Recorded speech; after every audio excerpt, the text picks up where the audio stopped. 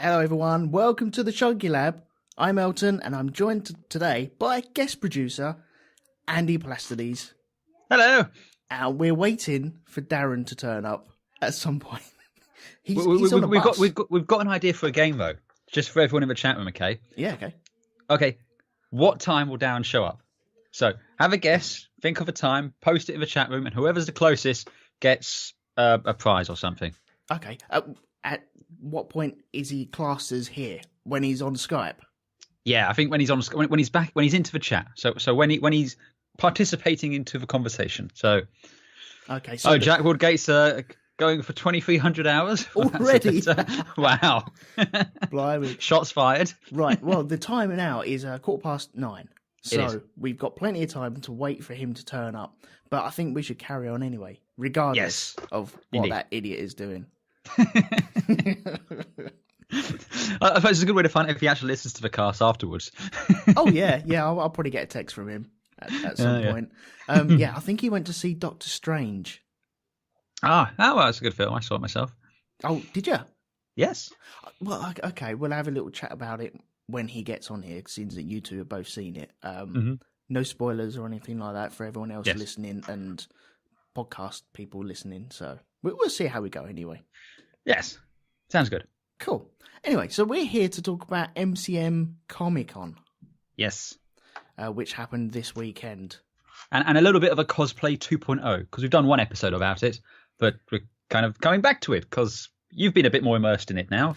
Well, this is, I suppose it is cosplay 2.0, but this is an actual trip to the place. It was. We went to Comic Con. Which is at, I forget the place now.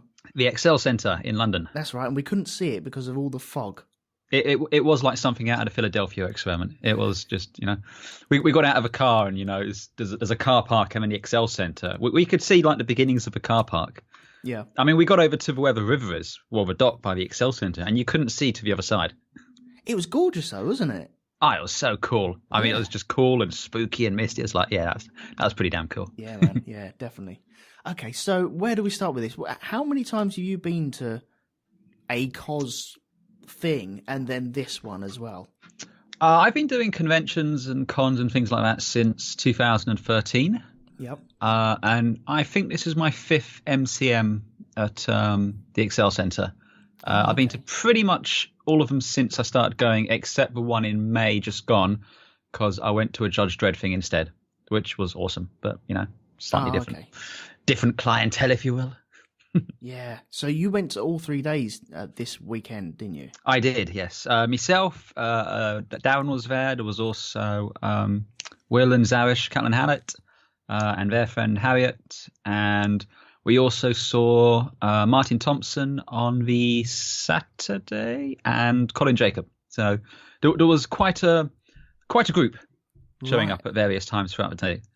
Weekend. Everyone dressed up, or was I the only one that didn't? Yeah, you're the only one who didn't. Yeah, get it. Yes, we call you normies. Yeah, I suppose. Yeah. I'm not in that frame of mind just yet. But we're working on it. We'll get you there eventually. You can try and work on it. I think there's going to be a lot of work. It is useless to resist. I don't know. It is inevitable. Do you know, I'm flip-flopping between it.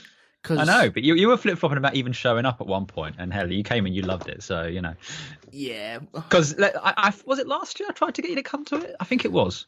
I think I tried to get you to come last year, and you bailed the night before. No, the morning before, because I had a panic attack about getting on the tube. Yeah. Was it that one? I think it was that one, yeah. You were staying at your parents', weren't you? Yeah, I was, yeah. Yeah. But you came, and you loved it, didn't you? Yeah. Spoiler alert. Yeah. Yeah, I don't know what it was about it. I'm not surprised I enjoyed it. I'm surprised on how busy it was. And that wasn't the busiest day by far. No, I know, and which worries me because I get panicky when Blue Water's busy. Mm-hmm. And that was busier than most days at Blue Water. It was. But everyone else was outside. It was pretty much half and half inside the centre and maybe outside the centre? Maybe. Yeah, pretty much. I mean, a lot of people are outside or in the pub next door, and just like taking time out. Plus, you got the two main halls and the throughway, so you got people kind of milling between all of it. Mm-hmm. Yeah, but yeah, I mean, the Saturdays are stupidly busy, but just don't go on the Saturday is the easiest answer there. It's Fridays are the quietest days. Sundays are pretty good. I mean, Sunday was probably the busiest you'd want to see it. And yeah, it was good fun. I don't think it was busy enough that there was lots to see and do and people to interact with, but at the same time, you could walk through without like feeling crushed. Yeah, it wasn't. You could glide through if you wanted to, without touching anyone or bashing into anyone. But yeah, man, my first impressions, it was wicked. Honest to God, I had a smile on my face all the way. You probably saw that, but I had a fuck yeah, I saw that smile, man. Big beaming smile, especially when I saw the Attack on Titan people dressed up like the Attack on Titan crew. Oh, what wasn't it? The wizard with the CEX bag. Yeah, the wizard with the CEX bag. What the hell? I didn't even believe that. That was just crazy. We saw the 501st outside. There was lots and lots of stormtroopers and Vaders and Mandalorians walking around. Yeah. Okay, well, I'll tell you what. I'll go through my day with it first off. Yes. I ended up leaving my house at stupid o'clock, getting down to your house, jumping in the car, and then driving all the way down there. Mm-hmm. When we got down there, I saw a couple of people walking over, and it was okay, right, I'm here now, and it's all starting to build up, and there's the odd person. There was a grey Deadpool walking past, fully kitted up. Some people dressed up like anime. There was some anime characters of which I had no frame of reference at all. No, I didn't have a clue. But they parked next to us. Yeah. And I was okay. Now I've seen a few more people. Yeah, you knew we hadn't just lured you away somewhere to have our wicked way with you. Oh, thank goodness that didn't happen. Yeah, it was a slow build up, and then we had to walk over there. You had to. Wait, it was the kitting up bit. I think so, but kind of you suddenly go, oh, that's cool. Yeah. Okay. Well, if people do not know, you commissioned me to build a Mass Effect armor suit. Yes, a set of N7 armor from the Mass Effect game. Yeah, and when you asked me to do this, I was sat in your dining room going, how the hell am I going to do this? Yeah, you were like, yeah, right. Yeah, outwardly, I was like, yeah, okay, yeah, no worries, we can do this, not a problem. In my head, I was going, oh my God, what am I going to do here? Because it's quite a step up from not actually ever doing that sort of thing. Little bit, yeah. Yeah. It's from never to, oh my God, all of the things. Yeah, but you gave me plenty of time, so that was good. And plenty of references and all the templates and all the help in the world. Oh God, yes, yeah. But, we got it sorted out, and then because I'd seen you partially wear it. Yeah.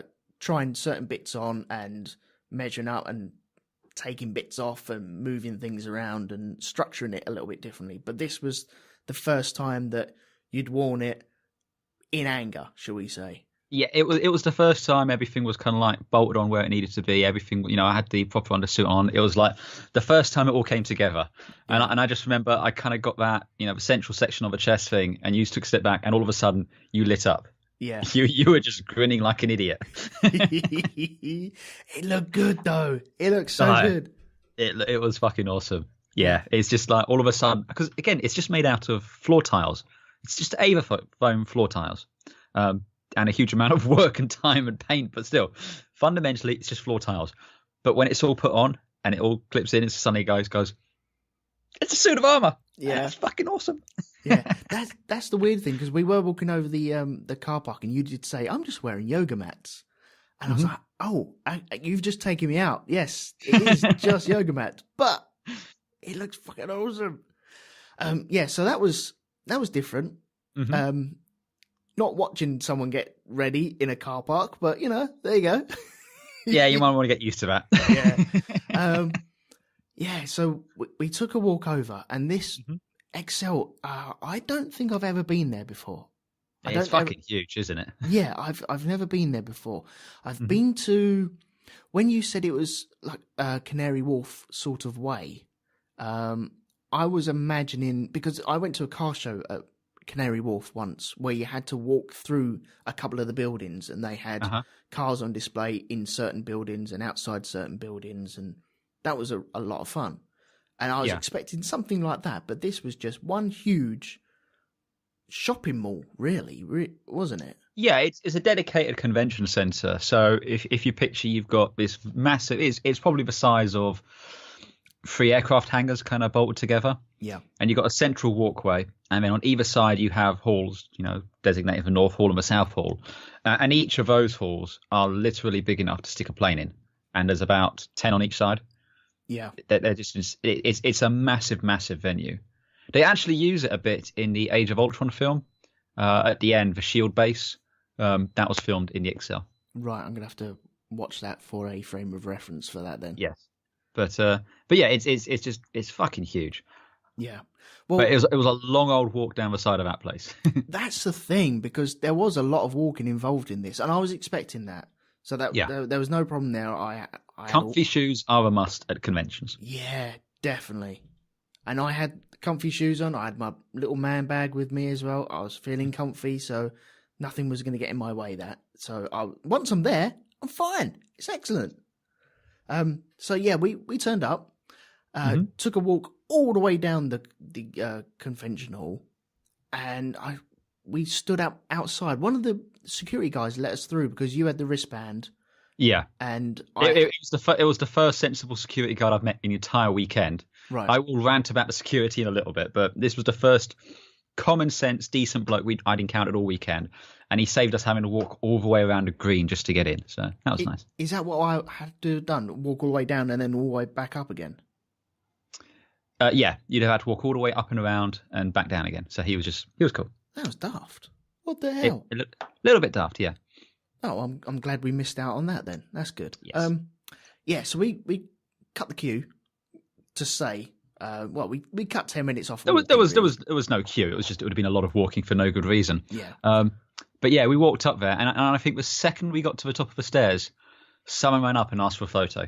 It's like, didn't even get to the top of the stairs. Someone ran over and asked for a photo. Yeah, that's right, yeah. And I adopted the position of, okay, take 4 steps back. I ain't ever going to get in the way of this. And he was it the chap who was asking about Commander Shepard and are you alive and stuff like that? Oh, it might have been. I know. He was wearing an N7 hoodie, I think. Yeah. Yeah. But yeah, it instantly came out, wanted a picture taken. So happy to oblige. And you were saying we need one of those clickers. So every time someone asks for a picture, you'd be click. I tell you what, I'd have got a fair few number on that. You probably would have done, yeah. Yeah, definitely. So we're outside the hall, or the entrance hall, should we say, which I thought was the entrance, but really wasn't the entrance. Certain people are allowed in that way. It technically is the entrance, but again, security being annoying as they are, tended to make people walk all the way down the side into the entrance where you first come to collect your tickets. Right. They adopted a one-way system because of reasons, it was supposedly to stop a crush at the front entrance. Instead, it just creates a crunch at the side entrance. So why? Well, think about it. You've got, I don't know how many people there, but I suppose if you've got two-way traffic through a doorway, which is heavily busy, and it was, I suppose you're removing that risk of pile-ups, bottlenecks, etc. It was to a certain extent, but it was also a case of if you've already picked up your wristbands and everything, I think you should have been allowed to go in that way. Again, they were letting some wristbands through. They were letting people who'd gotten the weekend tickets. Yeah. The only reason I didn't have a weekend ticket is they were sold out, so I had to buy 3 separate ones. So it was just a little bit arbitrary, and it's a little bit annoying having to walk all the way down, come all the way back in. But yeah. Well, I didn't realise that, because when it was time to actually go in, well, you saw some people from the Mass Effect. We saw some more Mass Effect cosplayers. Yeah, there was someone dressed up as Garrus. Yeah. And obviously ran over and had a picture taken with him. But I think that was the first time you realised just how good the suit you'd made was, wasn't it?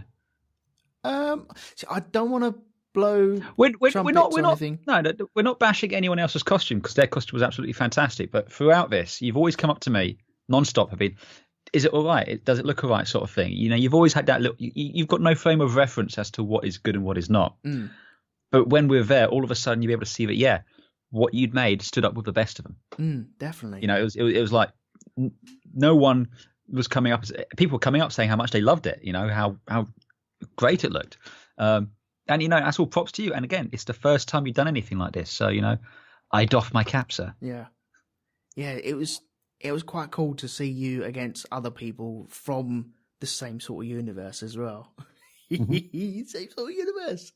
It was awesome, yeah. And we got lots of pictures there, which was kind of cool. I will be posting a load of pictures, and Elton will be doing a build thread at some point. I'm just waiting for people to send me some of the pictures. But yes, they'll be all about going up online. Yeah, they'll all be in the show notes on places where you can find that. So, and be Facebook pages and groups and stuff like that, all going up on there. So we'll carrier give you links pigeons, to everything. Everything.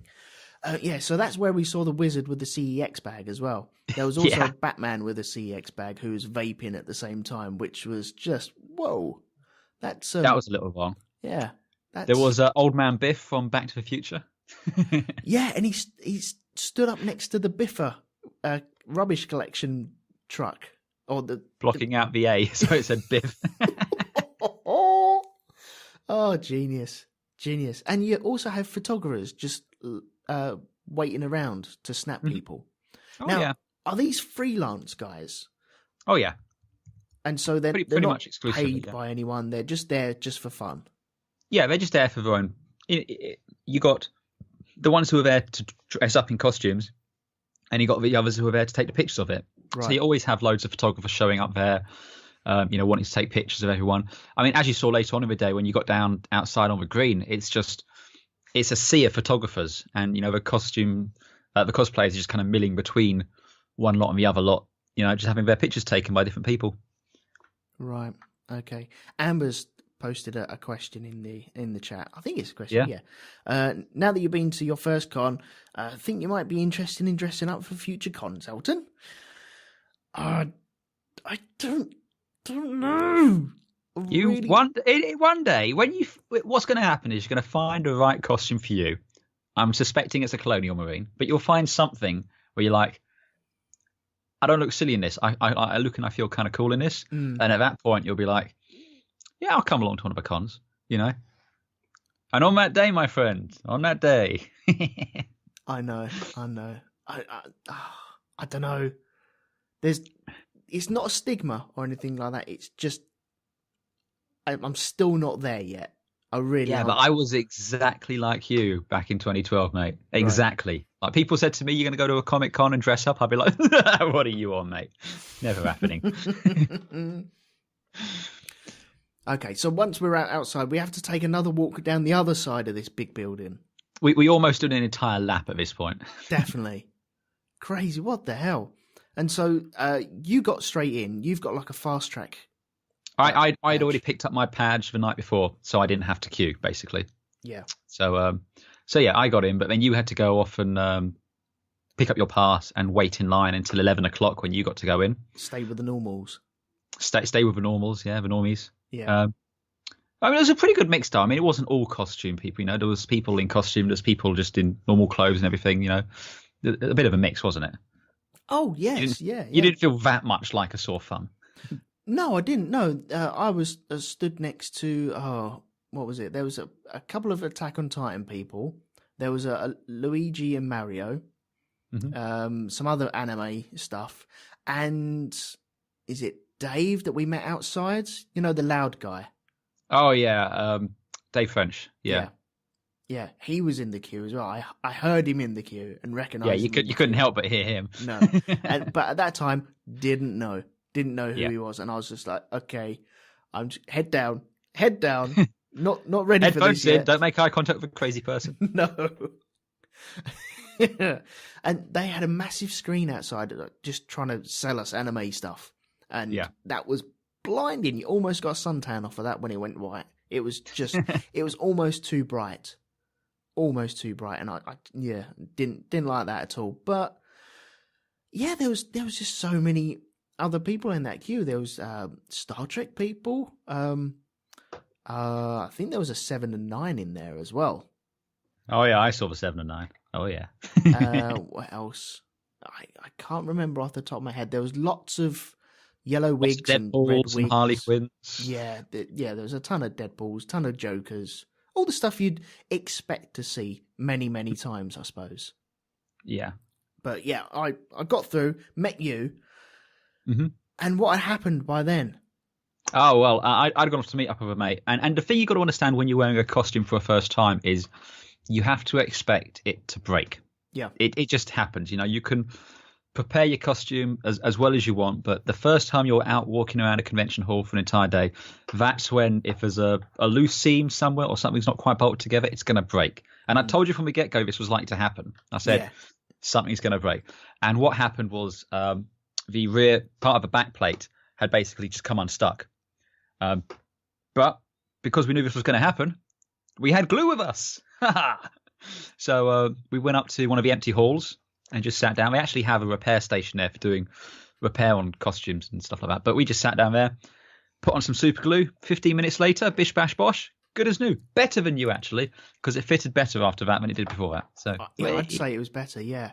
I'm really glad you turned around and said, expect stuff to go pop, expect stuff to go wonky, and expect it not to make it through the day.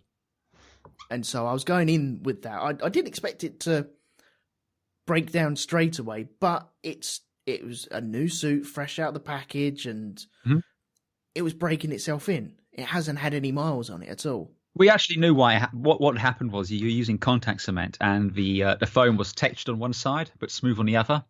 And you'd put a smooth bit to a textured bit. Yeah. And this was one of the first bits which got glued before you really understood the material. Yeah.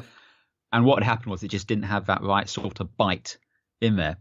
But again, we had the super glue, put the super glue on it, glued it. 15 minutes later, it was better than new. Again, went for the entire day after that, not a problem. Yeah. Which was awesome.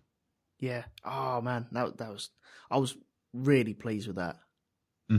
Amber has another question in the chat. She says, did you see any costumes and think I could have done that better, or I'd have made that differently? We saw a couple, didn't we? Yeah, I mean, I often, and it's not like a conscious like judging people, but you always see other costumes. For me, it's usually judge costumes. Yeah. When I see people in judge uniforms, I look at those and I can go like, you're not doing this quite right. Or it's usually the shoulder pads aren't sitting properly, because what I found is you need to stitch a couple of bits here and there. But, after you get it figured out and everything like that, you're fine. But what you do is, depending on the person, you speak to them. If they're receptive and they want to learn and help, you can give them advice. But as long as they're having fun, that's the important thing, Other than that, it doesn't matter. At least that's my mind. Yeah, definitely. Oh, people have suggested who I could go as well. Oh, yeah? What have we got? Okay, Martin Thompson has said Professor X and then Han Solo. Interesting. I like the idea of Han Solo. Maybe on Hoth with the big Parker. With a tauntaun. Yeah. Get an inflatable tauntaun with your feet, That would be cool in the middle of May. Brilliant. Yeah. Awesome. Yes, let's do. Yeah. Jack Woodgate said One Punch Man. I need to watch more One Punch Man. I've caught bits of it, and I get it confused with other shows where they punch as well. So I'll have to. Can someone Google a picture of that for us? Maybe. We'll dig out a picture for you. Dog welder. So that's a lot of dogs welded together, isn't it? Yeah, that's taking acetylene around with me. I don't think that'd get through, but there's always a first time, I suppose. It's the weird thing is, I mean, with my Mass Effect costume, I've got a big black and white Nerf gun. It's a big sniper rifle. I'm just using it for the time being, but it does the job. But I got asked to go and present it to security to prove that it's not a real gun. They took one look at me and said, "Why were you sent here?" I mean, it makes no sense at all. Just they're being silly. They're not using common sense. But when I'm walking around in my judge gear, I've got the Lawgiver gun, which is like a big black heavy duty pistol, and I've got the bloody retractable ASP baton. And again, they don't bat an eyelid at that. Yeah. So what do these security do when they check a gun over?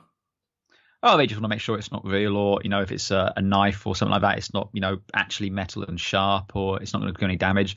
And they usually put a green cable tie around it or yellow cable tie to show that it's been checked. Which is not to say that once you know the color they're using that year, you can't just put the cable tie on it yourself. Mm-hmm.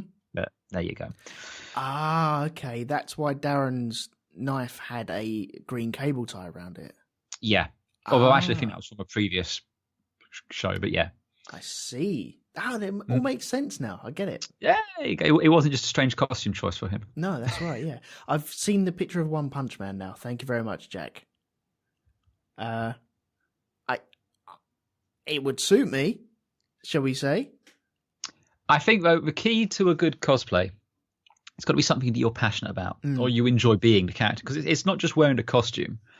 You've kind of got to... Because one of the things I was seeing is people dressed up as Krieger from Archer. That's one of the costumes I do occasionally. But, I ran up to one of them and I go, "Clone Bone!" And they just looked at me like I had 3 heads. And it's like, you don't actually know this character. You just got a beard and you thought, oh, there's a character I can be because it's done up. And again, nothing against that whatsoever. If that's what you want to do, that's fine. But I think you get a lot more out of conventions if you know the characters. Yeah. And if you know how that character's supposed to react when someone comes up to you. So again, I think something like a Colonial Marine would be a good one for you because aliens. You love aliens. Yep. And you could probably do a pretty damn good Hicks. Yeah, or who's the guy that knocks around with Vasquez? Is it Miller? I can't remember now. Damn. I've got to look that up now. Why the hell do I not know we're losing geek cred right now, aren't we? I can feel it oozing out my feet as we speak. Yeah. Spugmire. No, that's on the that's the pilot. No, Spugmire's the pilot. Oh, it is. Yes. Ah, Jack. God damn you. I can't remember that guy's name. Why the hell do I not know his name? I've seen that film 1 billion times. There'll be a brief intermission while we look this up because we've got to find this one out now. Yeah, pull your mic out and put it back in as well. Okay. What do we got? There we go. Smart guns.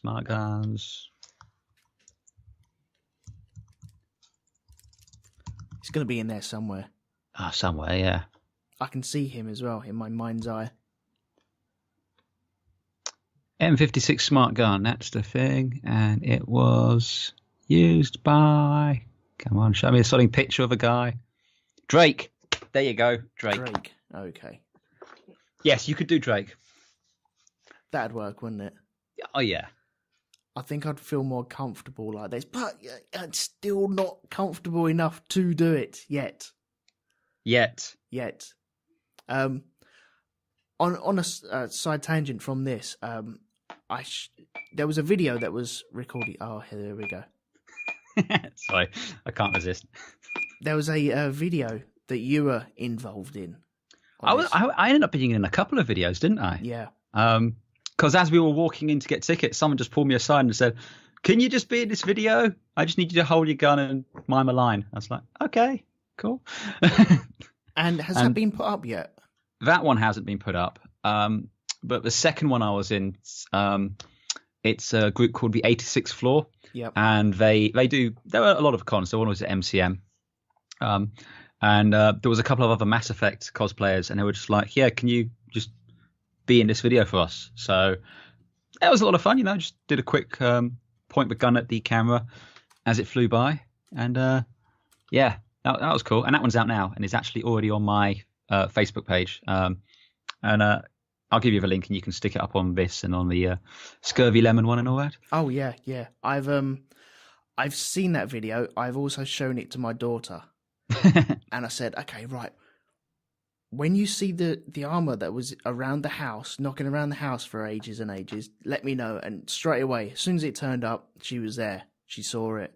And I'm talking her into actually going. She wants to go next year. Oh, awesome. Yeah. Because I know Lee's kids are talking about going next year. So. Oh, are they? Okay.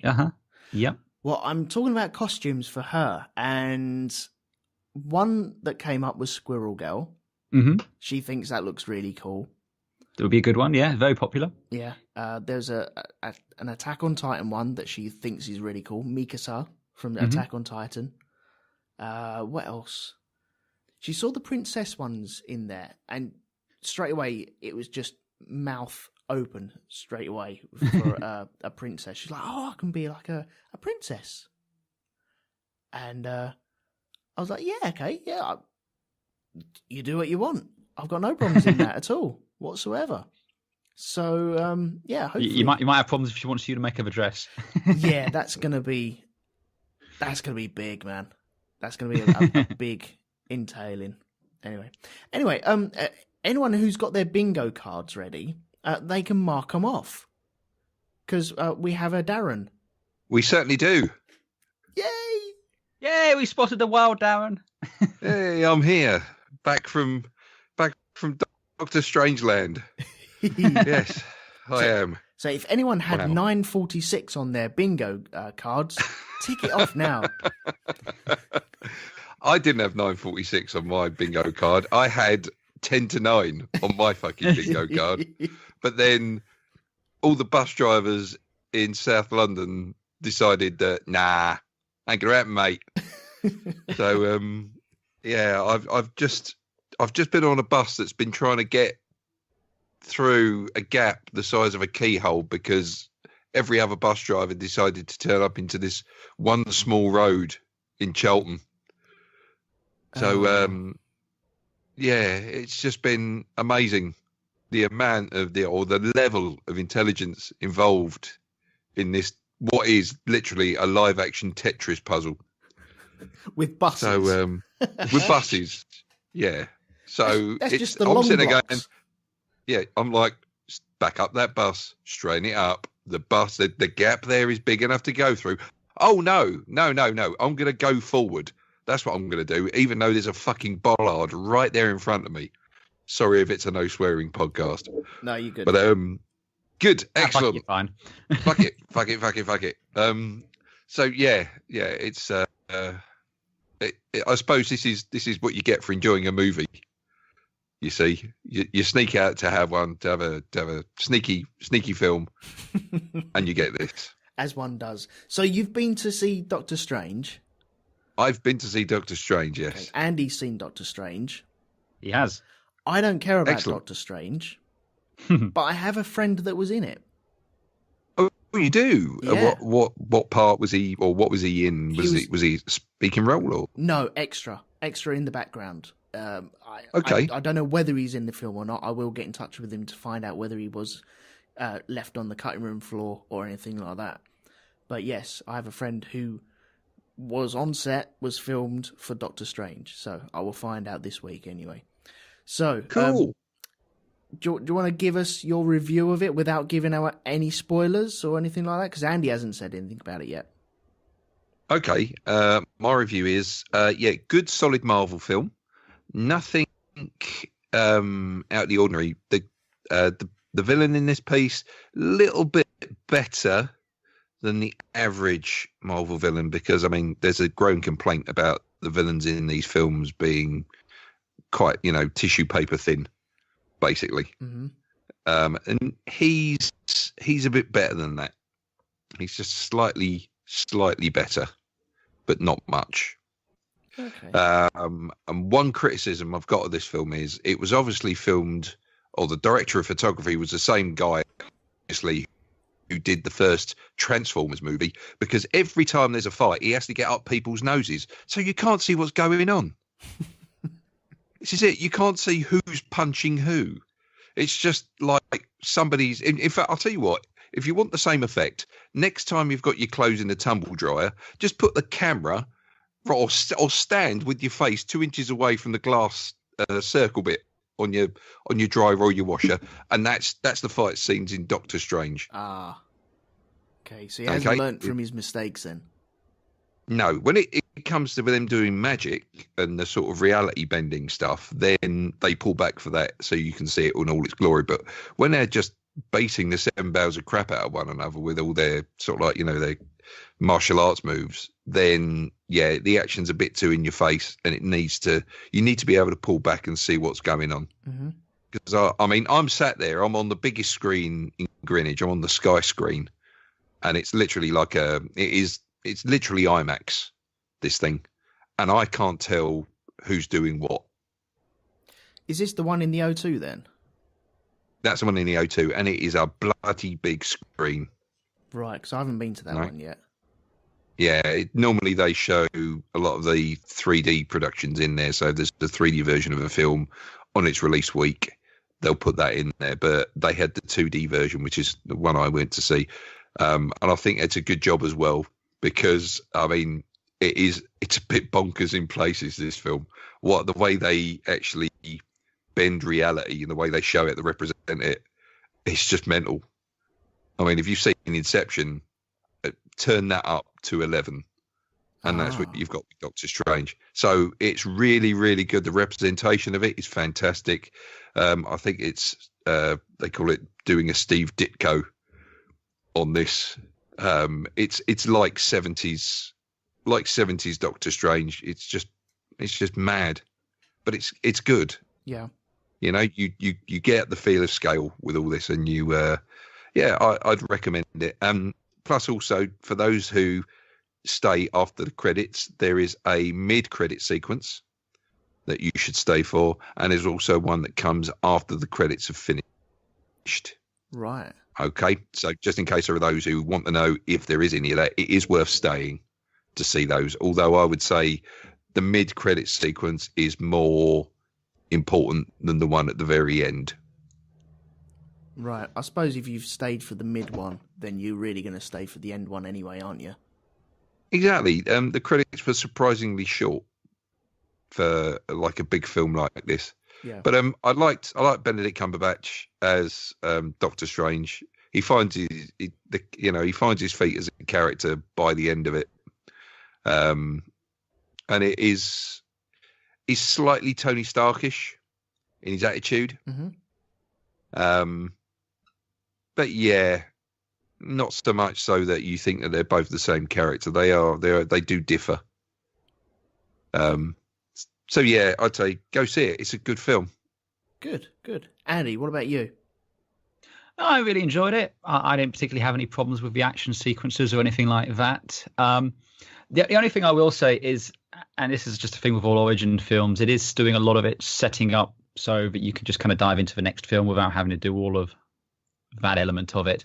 And the final big battle sequence, if you will, it kind of felt like, when you're playing a video game, especially something like Half-Life 2, and you're confined to a small section of the map, and you can see there's something a lot bigger and more exciting happening just beyond the horizon that you can never get to. Mm-hmm. It's God of War. You what? God of War. Yeah, it's a little bit of that. It's like, yes, this is all nice and good, but I want to be over there where the really cool shit's happening. And I just felt a little bit like that. But all in all, I really enjoyed it. And yeah, just to echo what Darren said, it's definitely worth going and checking out. I actually saw it in 3D at the Empire IMAX in Leicester Square. What did you think? I usually hate 3D films, but this one was actually really good, especially the stuff you see in the trailer, the more trippy stuff. Works really well in 3D. So yeah, definitely worth checking out. Would you agree with me, Andy, saying that if and I've put this on my Facebook status, not to go and see it if you're off your knockers on disco biscuits? I think that's probably the best time to go and see it, isn't it? I thought that was that's why 2001 did so well. The only thing I will just again to further add is I think, as Darren said, the villain, Marvel villain syndrome, they always are kind of a bit. But, and again, not giving anything away, but they do a lot of setting up so that hopefully in future films we'll have something good there. So yeah, cool, worth checking out. Mm-hmm. Excellent. And potentially for me, it's another costume because it's the character with a beard, so I can pull that off. Well, it kind of mixes in with what we're talking about here with MCM Comic Con, because the amount of Doctor Stranges I saw there was amazing. Suddenly, it was a very popular character. Yeah, it's true. Ah, okay. Yeah. I don't think I recall seeing any. Well, there was a few about, but few. I suppose, you were there for 3 days as well, though. Exactly. Well, I think I saw in one day, I must have seen about 7 or 8 different Doctor Stranges. Mm-hmm. Oh, okay. So when you went to MCM this weekend, Darren, yes, what were your costumes over the 3 days? My costumes were, the first one was post-credits Deadpool, which involved a dressing gown, pajama bottoms, Crocs, and a Wham! Make It Big t-shirt, and also the Deadpool mask as well. So the Wham! Make It Big t-shirt actually got a laugh, I think more for the fact that people weren't expecting it to be there. So, and it links in with the film. So, it's a nice little gag there. So there was that one. On the second day, it was Deathstroke. This time with a brand new mask that was a lot easier to wear. You can see out of it, and more importantly, breathe in it. Yep. Exactly. I think it had a better effect as well because people were a little bit more freaked out by that mask. So I got that comment a few times. Now they were a bit unnerved by the fact that they couldn't actually see anything on my face through it. They couldn't see my eye because normally the other mask I've got, the first mask, you could actually see one eye through the eye socket, but in this time it's all completely covered over, so you can't even tell where I'm looking. Ooh, creepy. Yeah. There we go. So there was that. And on the third day, I went as Merle from The Walking Dead. And I'm talking later season Merle with the knife arm. Yeah, but that's season 3, season 4, isn't it? That's right, yeah. So, I got good reaction. I mean, the first 2, I got the best reaction from. But I don't think many people actually either remembered the character I did on the last day or they'd just never seen Merle. We got a fair few photo requests when we were walking around. And there was that big group picture as well. Yes, there was, yeah. So, it was good. Still got a good reaction for it. But I kind of like that anyway because after 2 days, it was quite nice to just walk around the stalls and just have a look around, have the chance to look around without having to worry about like restricted vision or anything like that. But this time, of course, it means I've got one hand, so it's like, am I trying to challenge myself? I don't know. Oh dear, I'm just disappointed we missed the trick on getting you eating with the knife as well. Oh yeah, exactly. That would have been a good little photograph, Totally forgot all about that. Maybe I should have a Swiss Army knife on the end of it next time as a little joke. Oh, that's rather than just so it's got like a can opener and a corkscrew. No, a little spork. This. You need a spork at the end of it. A spork, yeah. Yes. There we go. Interchangeable action, Mel. Yes. There you go. Oh dear. So it was more of a relief to walk around in something more easier to walk around in and less recognisable, but you could still be part of it. And so if you got drawn into photos, then excellent. Go have your photo done. I also got to appreciate other people's cosplays a lot more as well. Because I saw some great ones there. There's some fantastic cosplays. There was one girl that caught my eye. She was dressed as Batwoman. She was dressed as a post-apocalyptic Batwoman. So she looked very much like the character from the comic, but she had all like ripped leathers on and stuff like this. She had a handgun and stuff. She just looked absolutely brilliant. And I took her photograph, and as I was walking away, I then noticed that she had with her, there were things like post-apocalyptic Wonder Woman, Catwoman. There was a post-apocalyptic Poison Ivy as well. They're all part of the same group. And by the time I realised it, they were already moving on. So unfortunately, didn't get a picture of those. So is this part of a comic strip that they have? No, I think it was just people using their imagination and trying to, mix things up a bit. Yeah, exactly. Just trying to do something with it. And I especially like when people do that. If they take a well-known character, because I mean, we've all seen it. There's lots of people that wear Harley Quinn outfits and lots of people that wear Deadpool outfits. And, there's nothing wrong with that at all. But I think to stand out with that, you have to try and do something a little bit special. Mm-hmm. You have to try and make the thing your own, try and jazz it up a bit. Yeah. And I thought they did. I'm pretty sure there was a post-apocalyptic Harley Quinn with them as well. Nice. Yeah. Would that be the red and black Harley Quinn or the Suicide Squad Harley Quinn? I'm pretty sure it was the red and black Harley Quinn. I think I don't know if this was all of them, but I know the Harley Quinn they had with the army helmet on was from the Injustice games. Yes. They also had the Bombshell Harley Quinn there as well. I like the Bombshell range. They're very, very good. They're very 50s looking sort of superheroes. So they're sort of like all brass buttons and stuff like that, which is really, really nice. The costumes are absolutely fantastic. Oh, cool. I didn't see that at all. But that might not be on that day, but I'll be searching for that. Yeah, have a Google. I mean, they do. Exactly. I mean, it's not only the female characters from the DC universe that go through that, but they've got the male counterparts as well, like Superman, who's got a very militaristic outfit on. Yeah. If you see him, he looks like, things like Charge of the Light Brigade. That kind of area where they've got the buttons running down one side of the jacket, right over on like the extreme left-hand side, with the braid across the top, across the front. It's very much like that. Oh, cool. So yeah, they're absolutely superb, really nicely done. Yeah. Wow.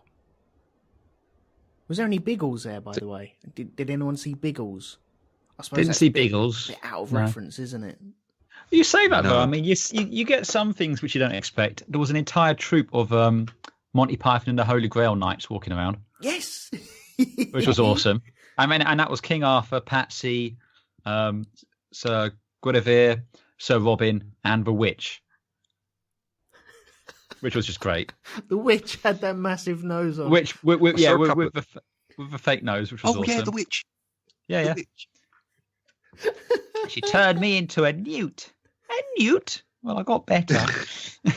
They didn't even have the holy hand grenade. I didn't see any holy hand grenades. No holy but hand grenade. But the great thing was the Sir Bedivere kept lifting up his visor every time he went to talk to someone. Nice. I love it when they're in character. So that was all quality. That's another costume you could perhaps do as well, Elton. You could do Patsy. I'll go as King Arthur, and you could be Patsy with the coconuts. I'll go as Bedivere. Or I'll be the brave Sir Robin. There we go. Ah, yes. That means I'm carrying massive. In that case, we'll have to have a bard. Exactly. You could be Down's bard. You just keep saying, the brave Sir Robin, he ran away, he ran away, he ran away. Oh, so it was quite. I mean, there was a couple of Space Marines walking around, fucking massive, and their stilts and everything. That was huge. Oh, that was properly fucking massive. That was really full size, life size Chaos Space Marine. You see him at pretty much all the big MCM cons, and that's always they really too impressive. have Harley Quinn version. Do they? Oh, yeah, they have Harley Quinn Space Marine. Maisie Minx does the Harley Quinn Space Marine. Yeah. To Google. It's the same, but they're both together. Those two, they're in the same group. They were there last year as well. Yeah. It's absolutely fantastic. Even the helmet was got like Jester's bits on it, and I'm googling it as we speak. I need to see this. Of a Harley Quinn Space Marine. I've actually got a picture of me. Oh, got it. Whoa. That's crazy. Very popular. Mm-hmm. That's awesome. Oh, some of the stuff is, some of it is really simple as well. There was a carol, because Darren was doing the Walking Dead theme, there was a Carol just leaning up when we were just sat there talking while Andy was having another photo, and Carol just sat leant against the post using her phone, and I didn't realise who it was at first. I was like, no, it's only because you pointed at it and said, "It's a Carol, look over there. Yeah, go get your picture taken." And she had the I did get it and covered in blood, and it was really cool. And then I got to take a picture for her as well, and it was all just really nice and chatty and excellent. Everyone's so friendly there. Yeah. That's the thing. I mean, there wasn't a bad word said about anyone there, was there? It was such a really nice kind of enjoyable atmosphere. Yeah. Wasn't it? Mm-hmm. Yeah, it's it's nice to have that when you also, I mean, you also hear about the sort of the trend of people who are very judgmental over others. I mean, there are certain cosplay groups who shall not be mentioned on here who they were mentioning up on the day. It's the whole thing. Exactly, yeah. But they take things a bit too seriously where costumes are concerned, and they just suck all the fun out of this. This isn't meant to be a job, you know. It's not like it's not world, you know. It hasn't got world importance or anything like this. You're not it's a really important job or anything. You're just there to have a laugh. Mm. And for people to impose that kind of thing, restriction on others, saying, "Oh no, you can't join our group because, well, the fifth button from the left-hand side of your shoulder blade there is the wrong type of plastic." Now, all right, they haven't said that, but that gives you an example of the level of fuckwittery that goes on with those kind of groups. It's just not, you know, it's just removing the entire object of this. It's supposed to be for having fun. Yeah. I remember you was talking about a certain group, which won't be mentioned, about them, someone having a suit and making it more mobile for themselves. But once he'd made it more mobile for himself, it didn't really come up to regulation. Well, yeah, there was that. And also one part of the armor that this person was wearing, where he's gone very much detailed into it, and it's a lovely piece of work. Apparently, it's all supposed to be one molded piece of plastic with crappily painted bits on it. And it's like, so you're telling us to be accepted, he's got to downgrade all that wonderful work that he's actually done. Yeah. And it's just like, fuck off. Seriously. Just fuck off and go away. You know? So, yes, it should be about fun. You should be able to turn up to these conventions with a fucking Tesco's cosplay, if you want, and still join in and have a laugh. Yeah. And that's what it should be about. And there was plenty ranging from really high-quality Space Marines, 7-8 feet tall in the air, down to people just wearing a hoodie. And no, the best ones are the inflatable T-Rex costumes. Oh, there was one. Oh, yes. I love them. Everything is better with an inflatable dinosaur. And one of them even had put a Deadpool mask kind of over its head. It was just, it was awesome. There was one walking around with a sign, and written on the sign goes, "Ha ha ha ha ha, mine is an evil laugh." I was just like, it's just quality. What was your idea about it with the Mass Effect? Do we want to mention this? No, we'll talk about this one off the cast because it's genius idea. Okay, I think it's great if he can get it done. I think that people will get the joke. Yeah. Who am I? I see. Okay, fair enough. Well, we've only got 4 minutes at the moment, so are you chaps all right to pop on for another half hour after this? We'll take a short break. Absolutely, yes. Yeah, because I want to talk about what was going on around there as well, about the comics and the stalls that were there and the fun fair and all the empty rooms as well. So I'd like to talk about that. So, yeah, people in the chat room, we'll be back in, 15 minutes or so, should we say? Yeah. Okay. Yeah, it's 15 minutes. Okay, yeah, we'll have a drink. Please join us. very, very soon. The people listening to this on the podcast will be back in a few short clicks of a lamb's tail. Lamb's tails don't click. They swish. So maybe a couple of swishes instead. So, yeah, we'll be back very, very soon. So see you then.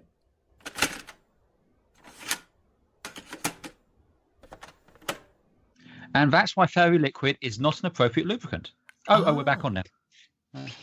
I thought so. Yeah. Too many bubbles, not enough chafing. Or too much chafing, I think. Yeah, it can dry really easily as well. Oh, dear. Hello, everyone. We're back in the Shonky Lab. I've got with me guest producers Andy Plastides. Hello. And Darren Barnard. Hello. Yes. Where were we? I suppose we're still talking about... Fairy liquid, wasn't it? Oh, wait, no, it's con stuff, isn't it? No. That's behind the scenes stuff, young man. That's behind the scenes. Yes. What stays on con... no, what goes on con stays on con. What? Hello? Something like that, anyway. Let's just bail from this joke and go back to the con. Yes. Okay, so what did you guys purchase when you was walking around this vast entity? Were you able to purchase anything in costumes as well? You can, but I didn't. I did on the Sunday, is when I did my purchasing, shall we say. I bought a really nice samurai sword for 20 quid to go with the costume. It's only made of the blade's only is made of balsa wood, but it's the work on the handle is the thing I was most impressed with, because it's got metal edging on it and stuff like this.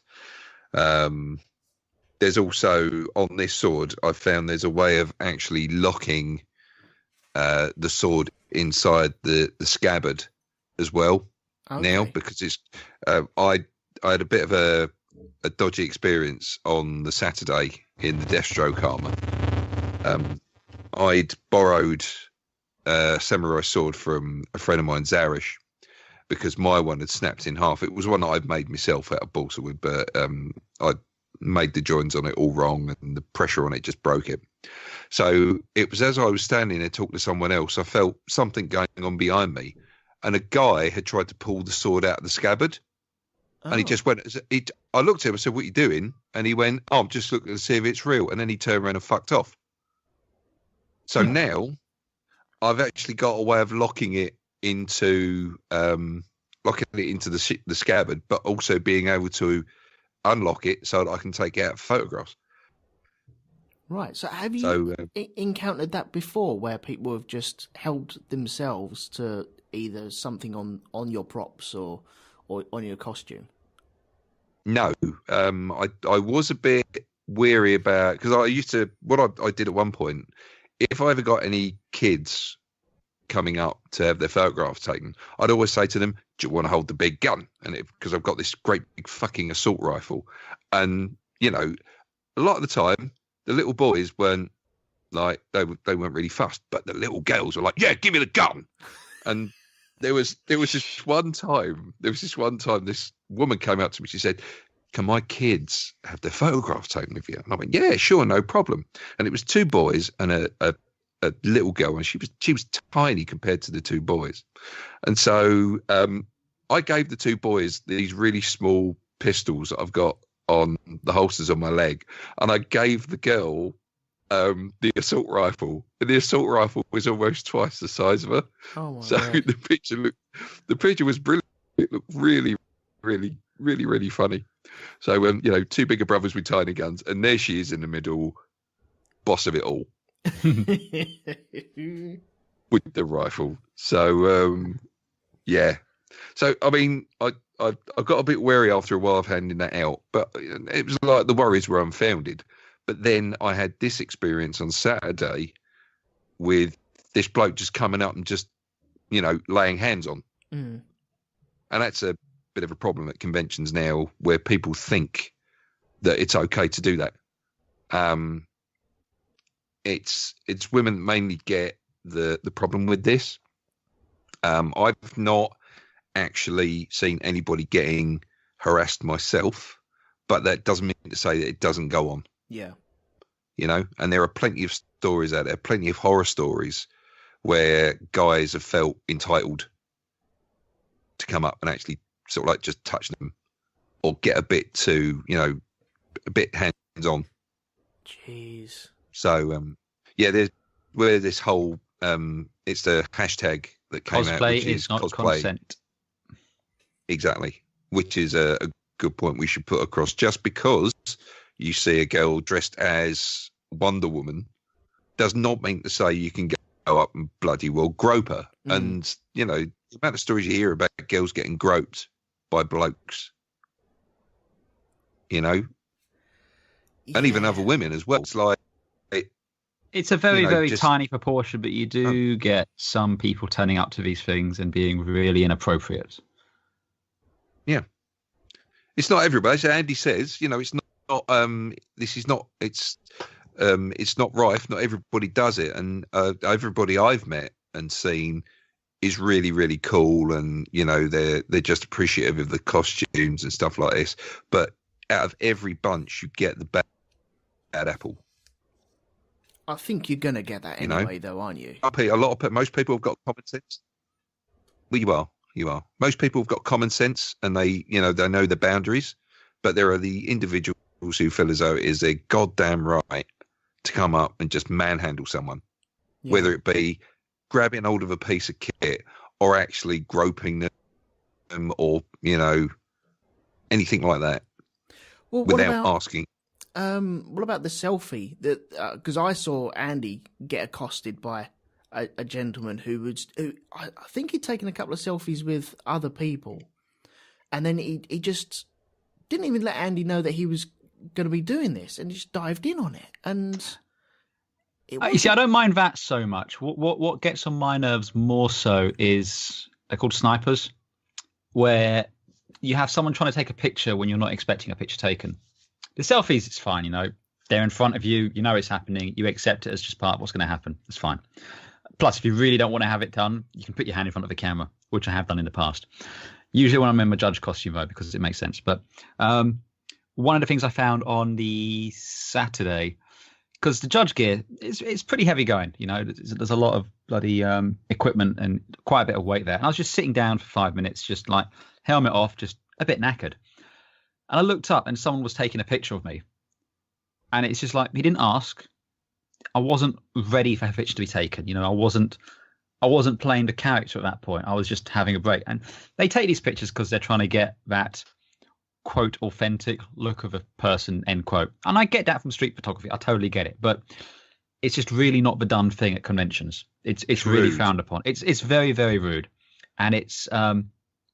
when someone's doing the whole cosplay thing, it's not just wearing the costume. It's kind of in a strange way performance art. You're playing a character, you're playing a role. You have a pose, you have a setup, you have a character. You want to present it in a certain way, and you find certain people just don't respect that, and it's just very, very annoying. You see a lot of photographers will complain. They talk to a cosplayer and they arrange to do a shoot, and they get this all set up, and as they go to take the picture, you get 4 or 5 other people just show up and start taking pictures of them, and it's just like, well, that's our shoot that we've arranged. I'm paying my attention to this photographer here. Your picture's not going to be as good, and it's just like you didn't even come and ask me. And the flash goes off as well. The flash has to go flashes, off. Yeah.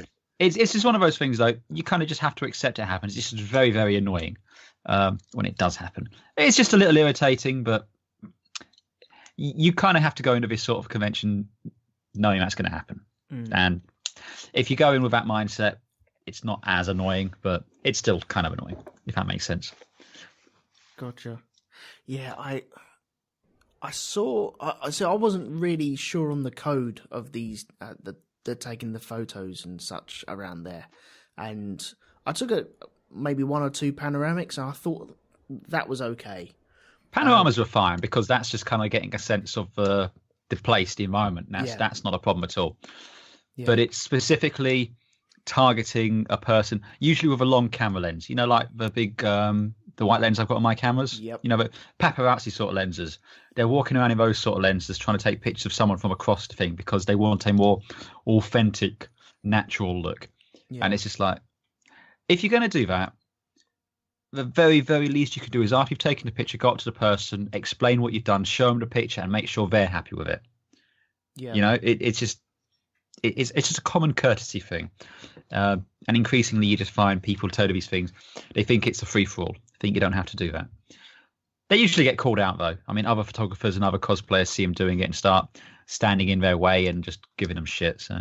Ah, see. Yeah, because I asked a couple of people to take their photos, and they were all more than willing to let me take their photos. And there was one brilliant one. It was Triangle Head.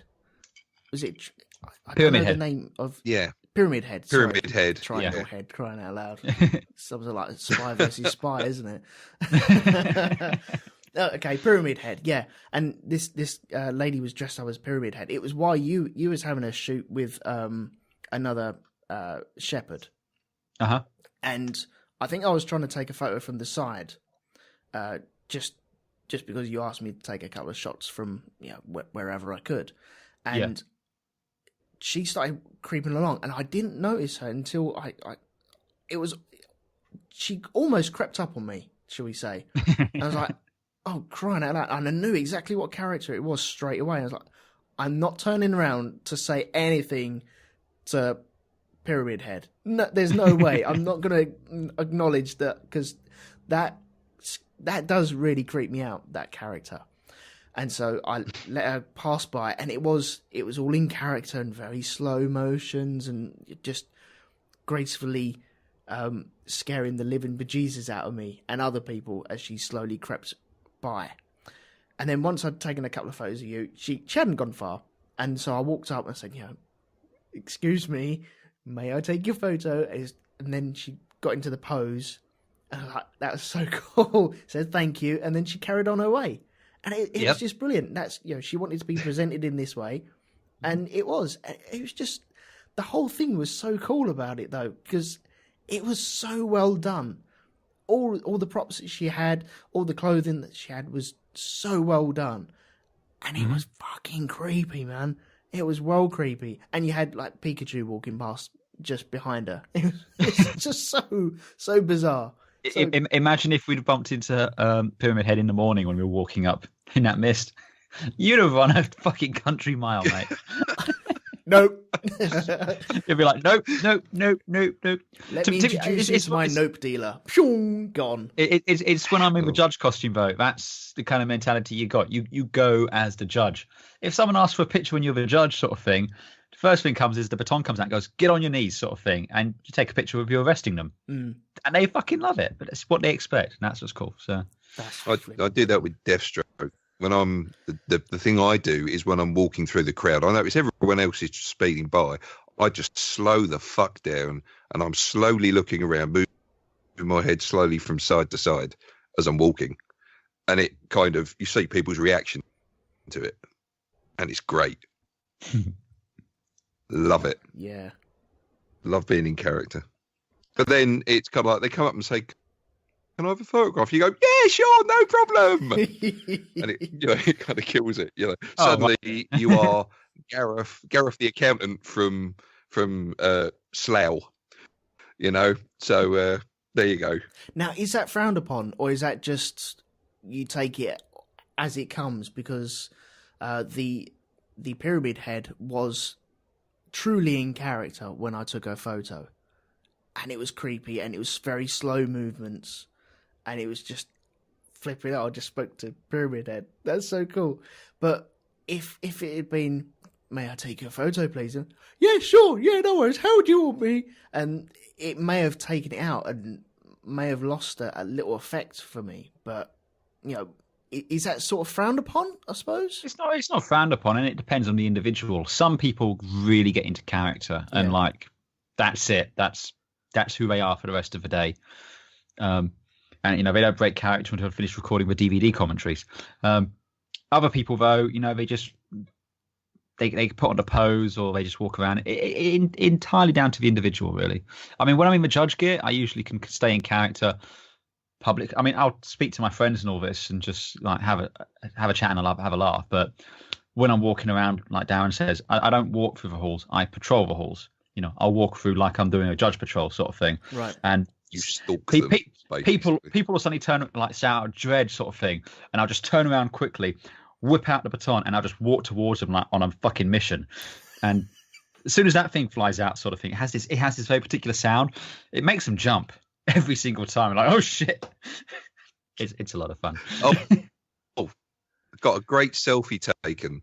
Right, I was walking back towards the entrance to get back in full Deathstroke armor, and I'm walking behind this mother and a daughter, and the mum, for some reason, just suddenly looked over her shoulder and caught sight of me. So she turned back again. She pulls out a phone and puts it into selfie mode, holds it out and says, "Hey, have a look at this, daughter." And I suddenly ran towards her with my hand out. So you've got this picture of this girl suddenly looking really shocked with me looking at, I'm just about to grab the back of her head. Brilliant stuff. Her mum was in fucking pieces. She loved it. Yeah. So, had a good laugh. Yeah. So, you bought the sword there. Andy, you didn't buy anything, did you? I didn't buy it. The thing is, I was given a couple of comic books, which is fine, but, most of my costumes, I've got zero pocket space at all. And one thing I absolutely hate, I hate this with costumes, and I try and avoid it wherever possible, is I hate carrying things. Wherever possible, I want to be able to put guns away in holsters, hide things away. I just hate carrying things. So I generally just don't bother. And to be perfectly honest, you don't really see bargains at these things.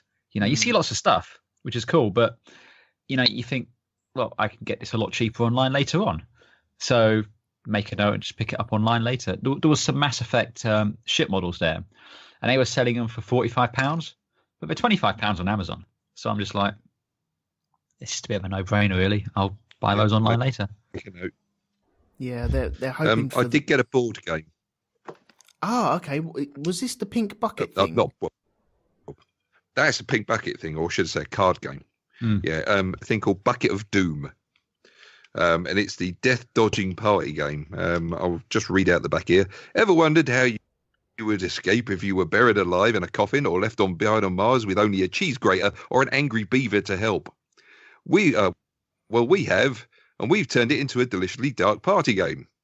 And yeah, I think it was, when I read the object cards, one of them was a Cliff Richard calendar. I thought, that's the game for me. So I've been reading some of the cards, and the situation's brilliant. I've not opened the equipment pack yet, but by the looks of it, everything is completely useless. So you just got to use your imagination. So, oh, I think Darren has dropped off. Oh no! Oh, okay. No, he's back. Still here. Hey! Hello. Yeah, I do want to play that game with you. Yep, I shall give it a test run. Okay, cool. I ended up purchasing some comics. Hang on, let me grab it. Right, you guys took me over to the comic book area, and it seemed a shame not to visit the comic book area at Comic Con. It's usually the most what's the word I'm looking for? There's hardly anyone there. And this is the thing: you go to the comic alley, you got all the creators of fantastic comic books and all this, all the authors, all the artists. There's no one there. Yeah. There were some columns just empty because no one was walking around there, and it seemed such a shame. But then again, I suppose if you're into a certain thing, then you are looking for that certain thing, and you're kind of glancing over other bits. It's like going to a boot fair, isn't it? Just you're kind of glancing over what you like. If something catches your eye, then you go over there. Yeah. And we kind of got drawn into one of these places, and I ended up buying 3 comics for £15. Yeah. It's called Skies of Fire, and it's they described it as steampunk airships and battles and such. And do you know what? Bloody good purchase. I would highly recommend it to anyone. Anyone who likes comics, anyone who likes steampunk, anyone who likes aviation and good artwork. It's got cracking artwork throughout. Story's great as well. I don't want to ruin it for anyone, so I would just recommend Skies of Fire. It's brilliant, and I will be lending it to you, so don't worry about that. Much obliged, sir. Much obliged. Have you got the actual comics there in front of you? Yeah. Who is it? Who's the writer and who's the artist? Okay, hang on. Yeah.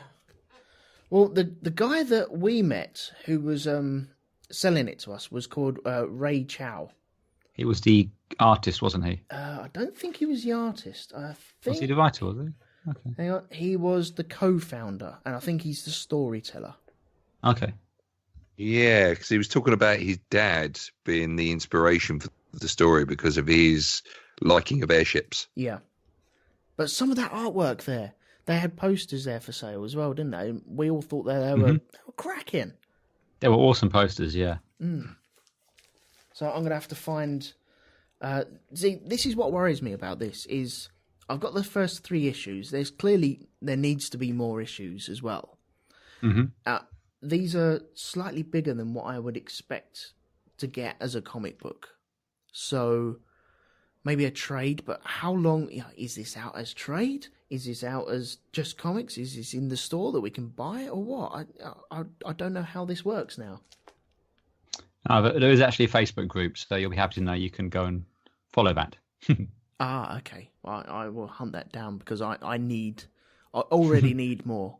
I need more stuff. I do, yeah. I think what I've got there would be the first trade version, so it'd be like issue 1 of that. So I've already worked my way through that. I will be reading it again very, very soon, but yeah, I want more. I already want more. I kind of want at least 5 issues. One of the things I've done in the past is these things you have to have the artist there. They'll do sketches for you, like for like a $5. And I've just asked them to do like little sketches and stuff of like characters, and you get little commissions drawn up. You often get like the big 2000 AD artists there. I know they had Brian Bollard. You know the one, Killing Joke and everything. Bollard, there you go, Bollard. Brian Bollard. They had him at LSCC last year out.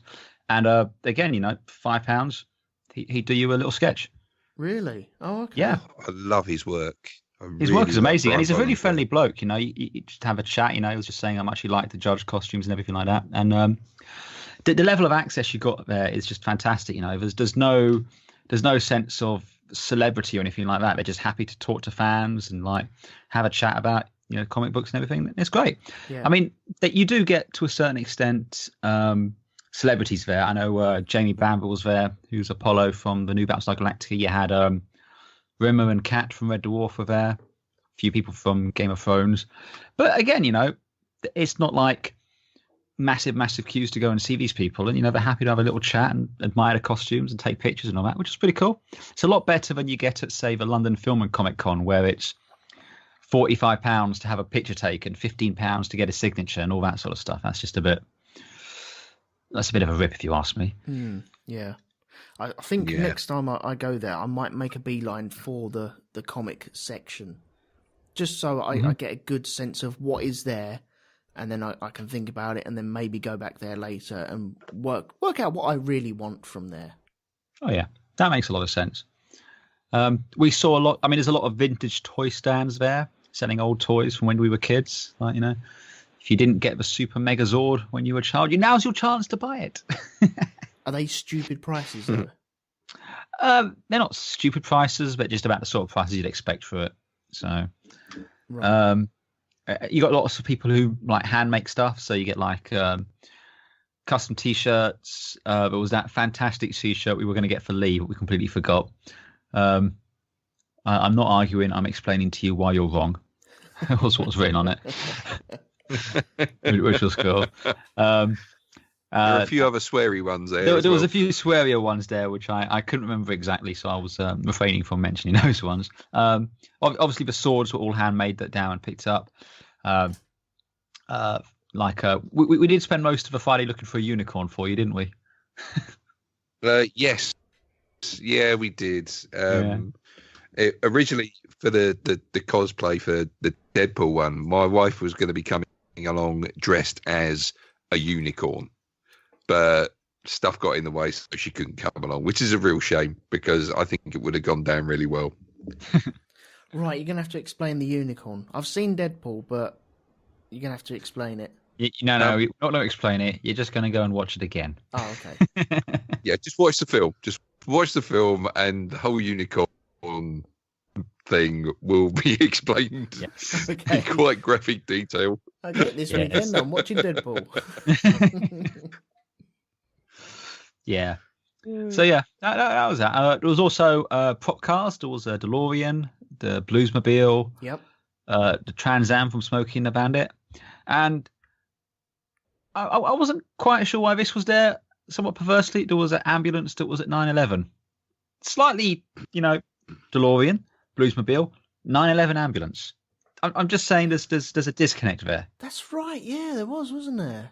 Yeah. That was near the cop cars. There was there was a couple of Gotham police cars, but then this ambulance. It's just like, okay, not quite sure that's relevant or appropriate for Comic Con. But there you go. Yeah, indeed. That was a bit unusual. Yeah, you're not going to have people posing against it, are you? I think it's just there because someone's obviously got it in their collection. They want to show it off. I think there was that. It was just weird that they highlighted it in that respect. It's just like, okay, fine. But the DeLorean was great. Although the guy dressed up as Marty looked to be about 80. Yeah, almost as old as Doc. Yeah, which was quite fun. They had an aliens display there as well. Yes, the UK Colonial Marines were there. They had the an alien queen, and the power loader, 1-to-1 props, which were pretty impressive, weren't they? Yeah, they were cool. Yeah, very much so. I was looking at that power loader. Obviously, it didn't move or have any articulation that I could see of, but it just got my mind working. How would that work? How would you be able to make that work? Yeah. Can I just say, by the way, the bishop doll that they'd made, right? It looked like he'd sat on an upturned plug. So, because he had that sort of look about him, it really was. It did look like somebody who'd realised he'd been torn in half. It just looked like somebody who registered a mild surprise at sitting on a very sharp object. It was bad taxidermy, wasn't it? It was a little bit. One of the things they had there as well, they had like the wall display with a Colonial Marine kind of encased in the resin, and I thought it would have been great if you had one of those guys kind of like posed in that position. I mean, as people walk by, just randomly turn your head or something, because it would make people freak the fuck out. Oh, I didn't see the guy in the wall.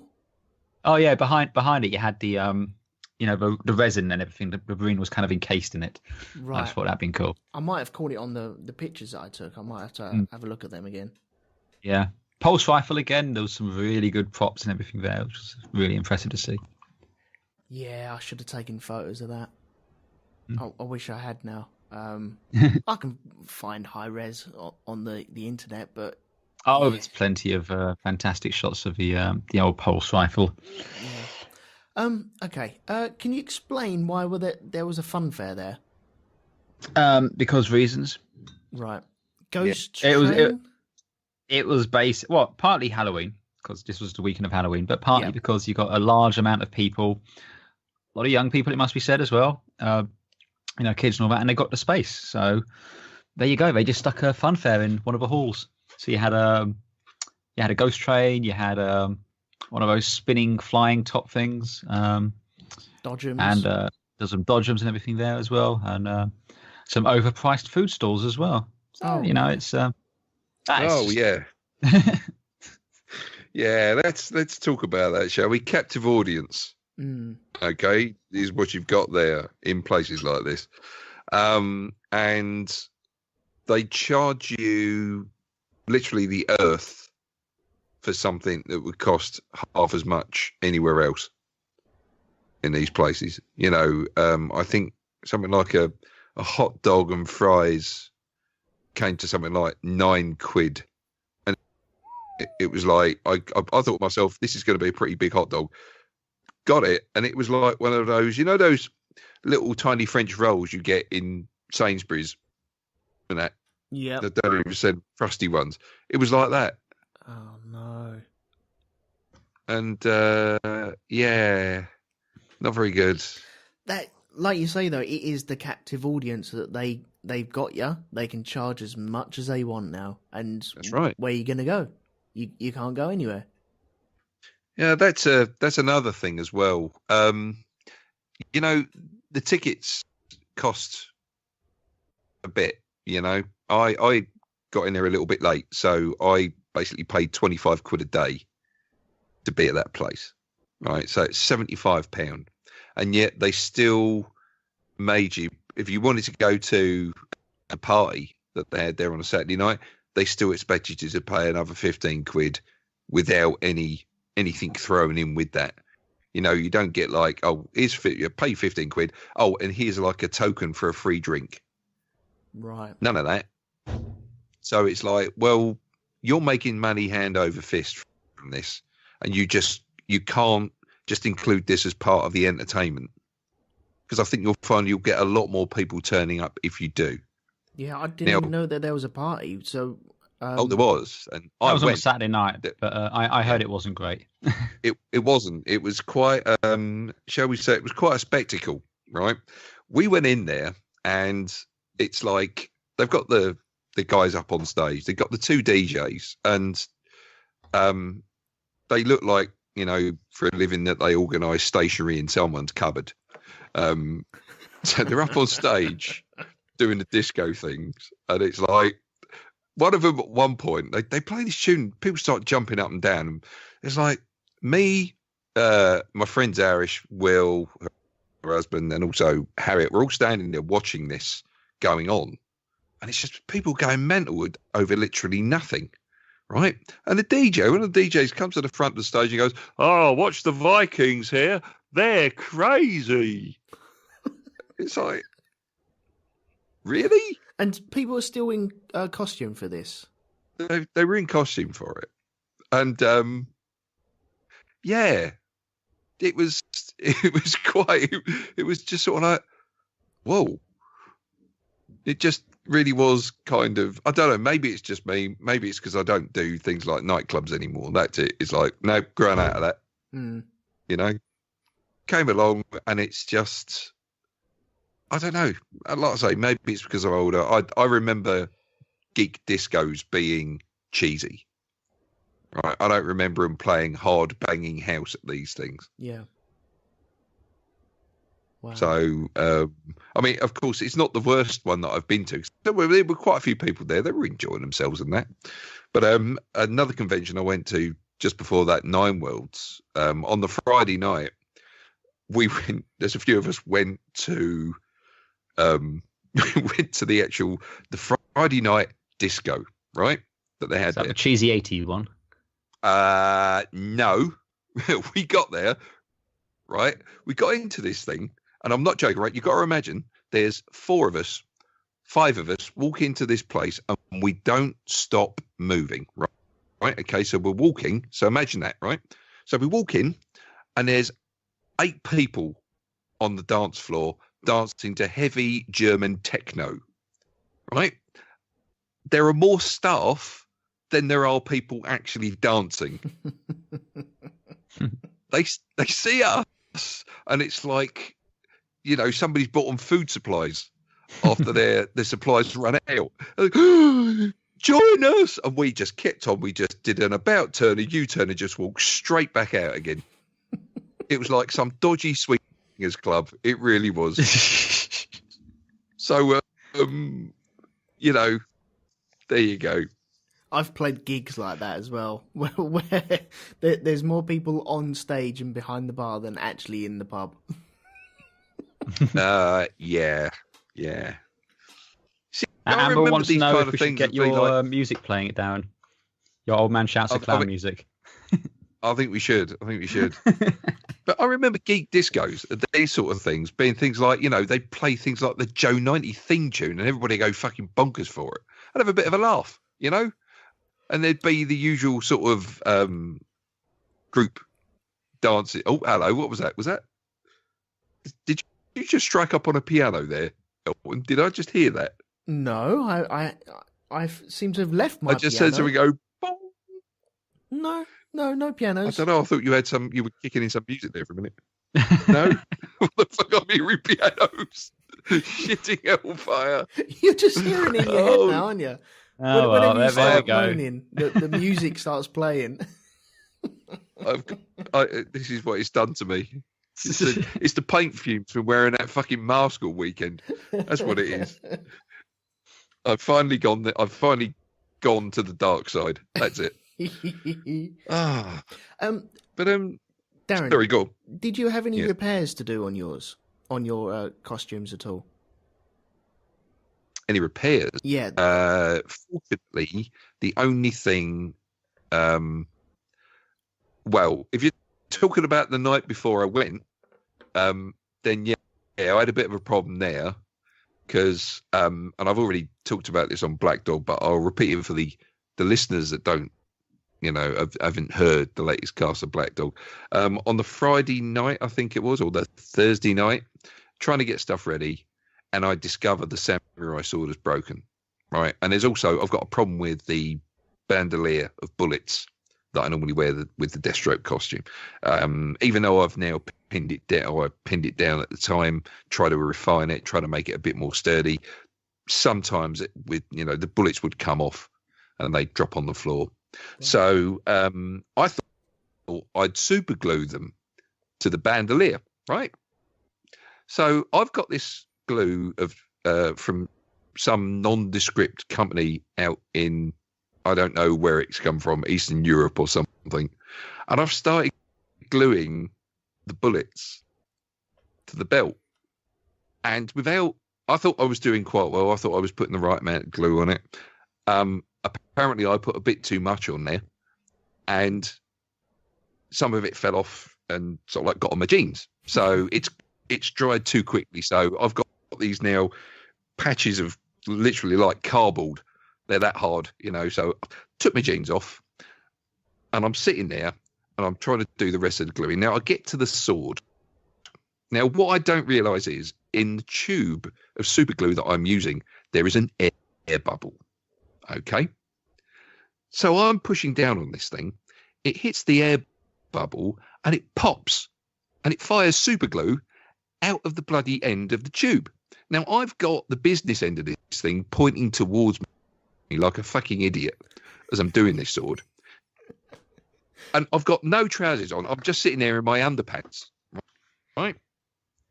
And it goes on my leg and stuff like this. I managed to get that off, and then it's later on when I go to the loo, and I realise I've actually super glued my pants to my bollocks.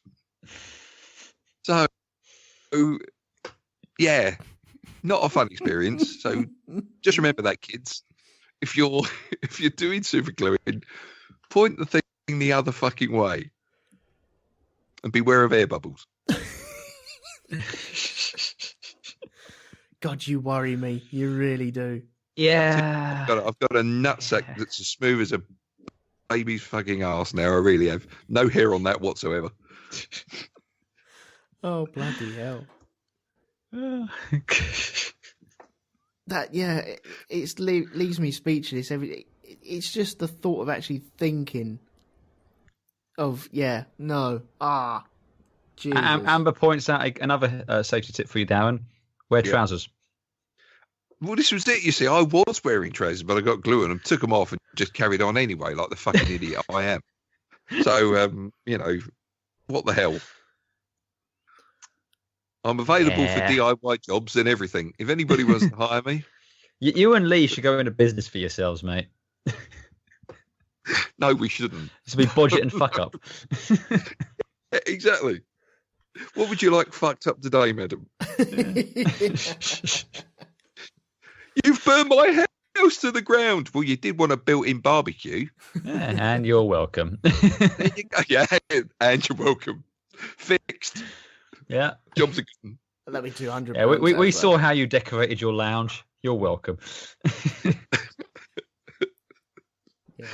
At the actual XL itself, I was quite surprised because there were a couple of the hangars that were totally empty, absolutely totally empty, and yeah, they're quite nice spaces, aren't they? It's chill out spaces, yeah. They had a bit more last year, or the last time we went. They were you didn't really have that. There was one sort of area where they kept all the bags. Well, I mean, I don't know about the bags and everything. I mean, the last time out they did have because where we went and had those pictures taken with Alex. Do you remember? Yeah. Yeah, they still had that this time, which was like just an empty hall where you could just go and just get away from the crowd a little bit and just sit on the floor, whatever, and just chill out, which I think is a great idea because it can get really overwhelming. Yeah, I understand the need for just chilling out because I suppose it can get a bit claustrophobic, maybe a bit too loud, and it just gives you a bit of a breather, really, doesn't it? Yeah. I didn't need to use it, which was nice because we spent maybe half the time we were there outside, just wandering around. And you said there's an area because the further away you get from the XL Centre, the louder and screamier it gets. And yeah, it does get louder and screamier. Yeah. And there's people like chasing each other and stuff like that, and it's just I don't know. It's I think it's a lot of the as we were going out onto the green, the further you got away from the entrance, the more it was like groups of the anime cosplayers were there. Something else quite worrying about that as well. There are an awful lot of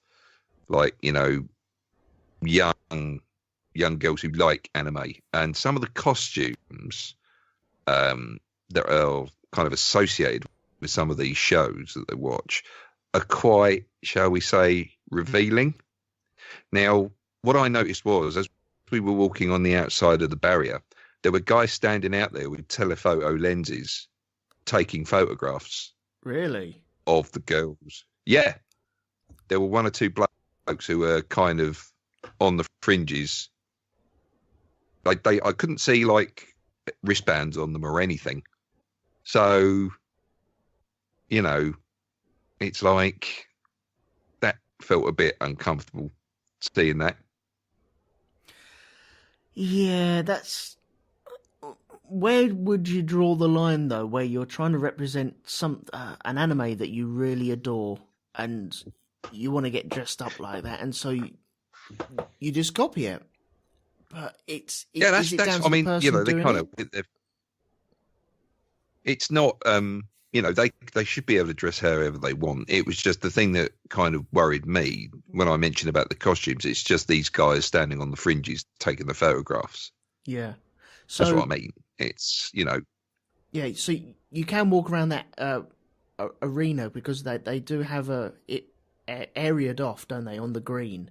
Yeah. And they have guards there checking your wristbands as you go in and out. But I suppose that's right. After that barrier, it's everyone's free game, really, aren't they? So you don't have to buy your passes to get in.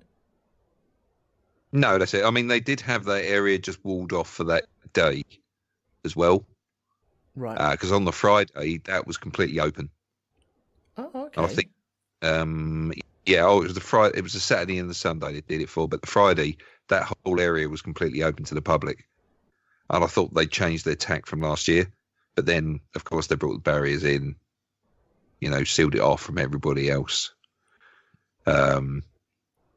So, yeah, like I say, it's not really... they dress how they want to dress. That's it. You should be able to dress any way you like, really. But like I say, my concern was just these people who were kind of, one or two that were orbiting the outside who didn't look like, from what I could see, I couldn't see any wristbands on them or anything. Yeah. So, yeah, maybe they were, perfectly innocent. But to me, I don't know, just for 1 minute there, it just, It crosses your mind, doesn't it? It certainly does. I think that's the sort of environment that we live in now. Yeah. With stuff that goes on in the news, it's attention is brought to that. So, like I say, maybe they were perfectly innocent, but then, you know. Yeah. Okay, cool. Right, we've got 15 minutes. Is there anything else you want to cover before we wrap this up? Well, let's go back to you, Elton. This being your first Comic Con. Okay. I mean, how did it measure up to your expectations? And we've established you enjoyed it, and established you want to come back. But I mean, just tell us a bit more about how you felt about being there, and anything that you saw that's like, oh wow, I want to make that. Like, I don't necessarily want to wear it, but I'd like to make that sort of a costume or something. Yeah. Okay. Well, I did thoroughly enjoy it. I had a beaming smile all the way through it. The jaw was aching at the end of it, wasn't it? It was, yeah. My cheeks were starting to really hurt and that night I slept really well because I was absolutely wiped out. I really was. There was so many costumes I really, really thought were so cool. And most of them, I don't even know them. There was some guy dressed up in the Fallout 4 armor, the real dark armor, walking around. That was very impressive indeed. The power armor, yeah. Yeah, that was so cool, wasn't it? What else? Oh, one thing that I remembered as well. When you was having your photo shoot underneath the cranes next to the hotel that was on the water. Yeah. Mm-hmm. Them cranes, because we've just covered Hellraiser on the Black Dog. There's a shot of the girl, Katie or Kirsty, walking under exactly the same cranes in that film, and it was like, a frame of reference on how big that sort of stuff is, and it was just interesting. But yeah, I didn't have any problem with absolutely anyone there. It was just everyone was so nice, everyone was so friendly. There was no aggro whatsoever. There was a point where someone grabbed hold of a megaphone and carried on shouting through that. Started getting a bit loud. it was, okay, right, we get the joke. It's worked. Well done. Maybe rein in a bit. Him. I remember him. That's right. We all had to move away in the end. Yeah. Yeah. He was annoyingly loud. But yeah, I came away thinking, not regretting that I hadn't been, but enjoying the fact that I'd had a new experience, and I'm looking forward to trying to get at least one of the kids to come along to it now. I don't think they will both go to it, but I know for a fact my daughter would definitely want to go to it. So I mean, you say there's something she might want to dress up as well. Yeah. Was there something we saw, a costume that you about? I can't remember what I saw. What was it? Well, I earlier on, before you jumped on, we ran through Squirrel Girl and I can't remember what the other one was. That was it, Squirrel Girl. Titan. Yeah, Attack on Titan. I think Martin Thompson mentioned Ray as well, so I might even throw that at her. Maybe she wants I think that was for you, to be honest, but yeah. Actually, if she does want to dress as Ray, the Disney store do an absolutely fantastic Ray costume. Mm-hmm. It's brilliant. I don't want to do the goggles myself, though. Oh, do the goggles, but this is like the standard thing with the staff. Yep.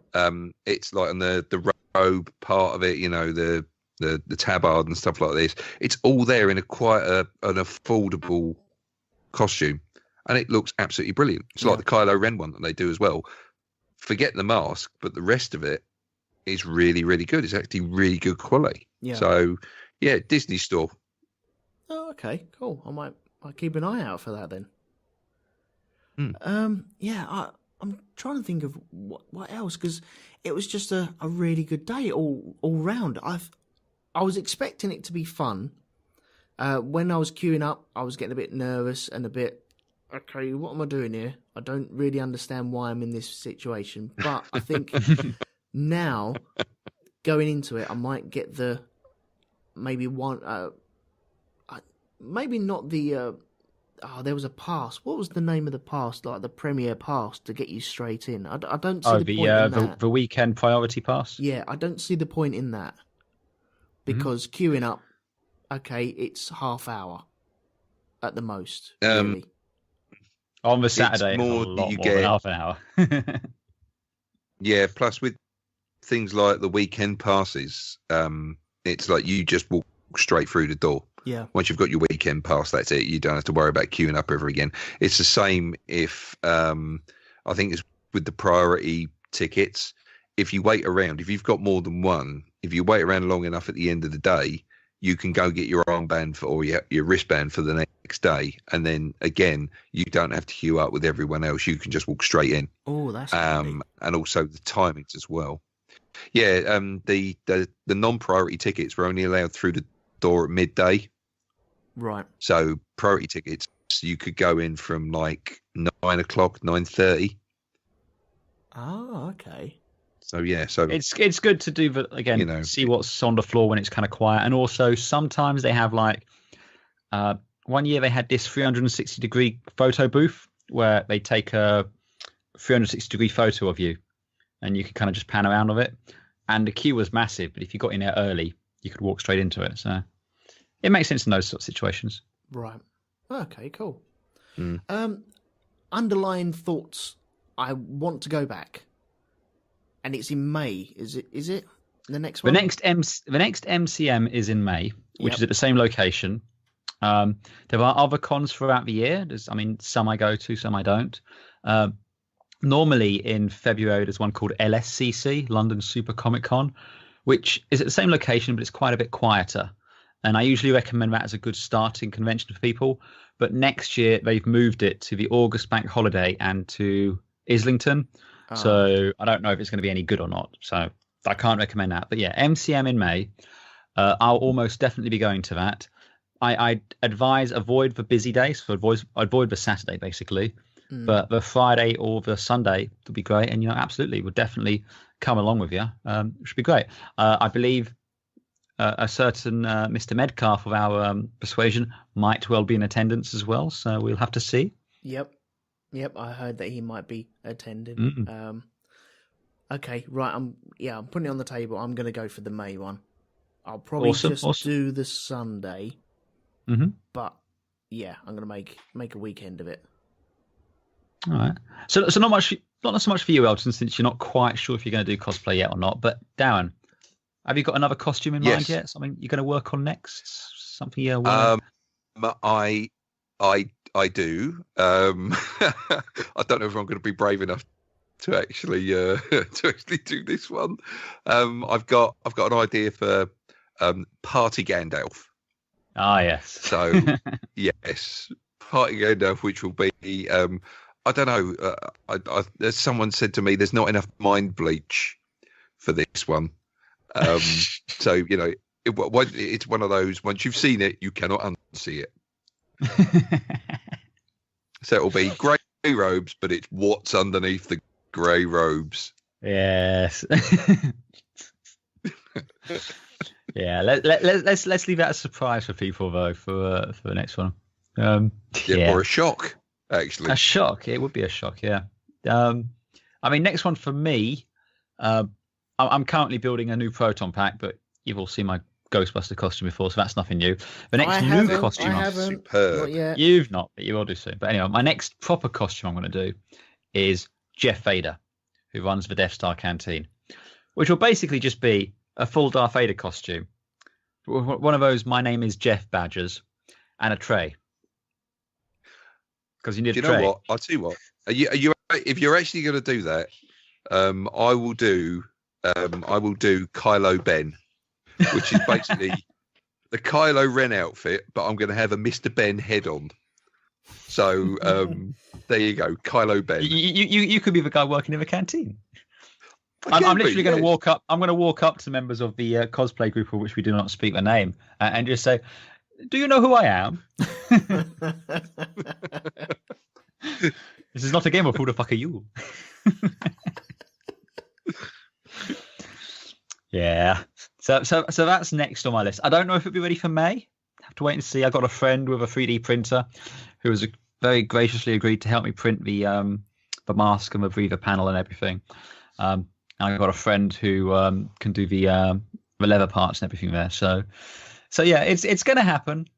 Maybe by next October, but yes, Jeff Vader will be appearing at a convention near you soon. Excellent. I'm looking forward. Just had an idea for another one. I was going to say, if it is all done though, I might even wear it for episode 8. Oh. What was your other one? I've got an idea for another one. Yeah. Okay, I've just thought of this. In keeping with the latest episode of Black Dog, I think I should do Cenobite Dick in a Box. I have such sights to show you. Or maybe a Cenobite just holding a massive bucket of popcorn. What? Over Heath Johnson. No. The whole song, Dick in a Box. Yeah. Right, and there's been many different incarnations of it. You've got Mario, Dick in a Box, and they've got the little box with a question mark on it. So there's that. There's the Doctor Who one, but I think yeah, Cenobite, Dick in a Box. Yeah, that was one that I was thinking of doing. The one of the guards from Metal Gear Solid with the question mark above the head, or the light, the exclamation mark as well.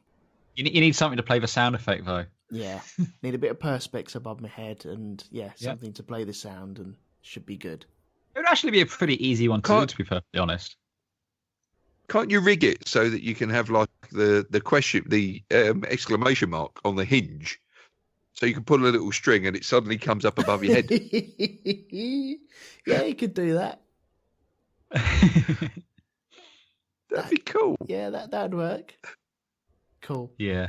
Right, I'm going to close it off here if you don't mind. We've only got a couple of minutes left. Thank you to sounds good. Everyone who's joined us in the chat. It's been excellent. If you're new to this, then please pop along to mixler.com/Road2Media, and you can always listen to the Shonky Lab when we go live. And we normally let you know on the Facebook group, which is facebook.com/groups/Shonky Lab. So all the details will be there anyway. The next episode of this, I'm hoping to grab Darren. Are you free next Thursday? Well, you've got to take me out for dinner first. Oh, not that kind of grabbing. No, not that grabbing. No, okay. No, that comes later. Right. No problem. That comes later. Let me warm up my hands. There we go. Hello. I'm looking for someone to join me on an adventure. Yeah, if you're free next Thursday, then we'll do the one that we've discussed at a later date. So we'll do that next Thursday, if you don't mind. Yep, I will let you know what's on the schedule, but I'm pretty sure I'm all right for that. So yeah, we can do that. Sweet. Okay. Right. In the remaining 2 minutes, Andy, do you want to plug your stuff, and then Darren, do you want to plug your stuff? Certainly. When I'm not doing this with you or the Grand Prix podcast, I'm also on Space Dock Jury, which is spacedock.geekplanetonline.com, where myself, Mr. Medcalf, and Reverend Organ argue about spaceships. And you can see all of my cosplay and just random con shenanigans on my Facebook page, which is It Seemed Like a Good Idea at the Time. I should probably come up with a better name for it than that. But in the meantime, that's where I am. Excellent. And Darren, what you got? Yes, of course. I'm with yourself, Mr. Elton, on the Black Dog podcast, which is a kind of filmy, geeky, reviewy, typey sort of podcast. And you can find us on Facebook. Join the group. It's a good, fun group, a good little community there. Just the Black Dog podcast. But be very careful that you don't sign up to the one for the Swedish house band. No, okay. I haven't done that. I think a couple of people have done that, though. So there we go. Yeah, we've also had people signing up or trying to sign up to our site who think we're actually about dogs. So, they leave quite suddenly when they realise that we're not talking about animals. Crazy people. Yeah. They're normally blocked straight away. Yeah. Especially those ones who happen to all come from the same university. Yeah. And who joined Facebook about 15 months ago. They all seem to have joined Facebook 15 months ago. Yeah. Amazing. Dodgy people. Anyway. Indeed. Thank you to Andy. Thank you to Darren for joining me on this. And we'll catch you again next time out. So it just leaves for me to say, please leave quietly. This is a residential area.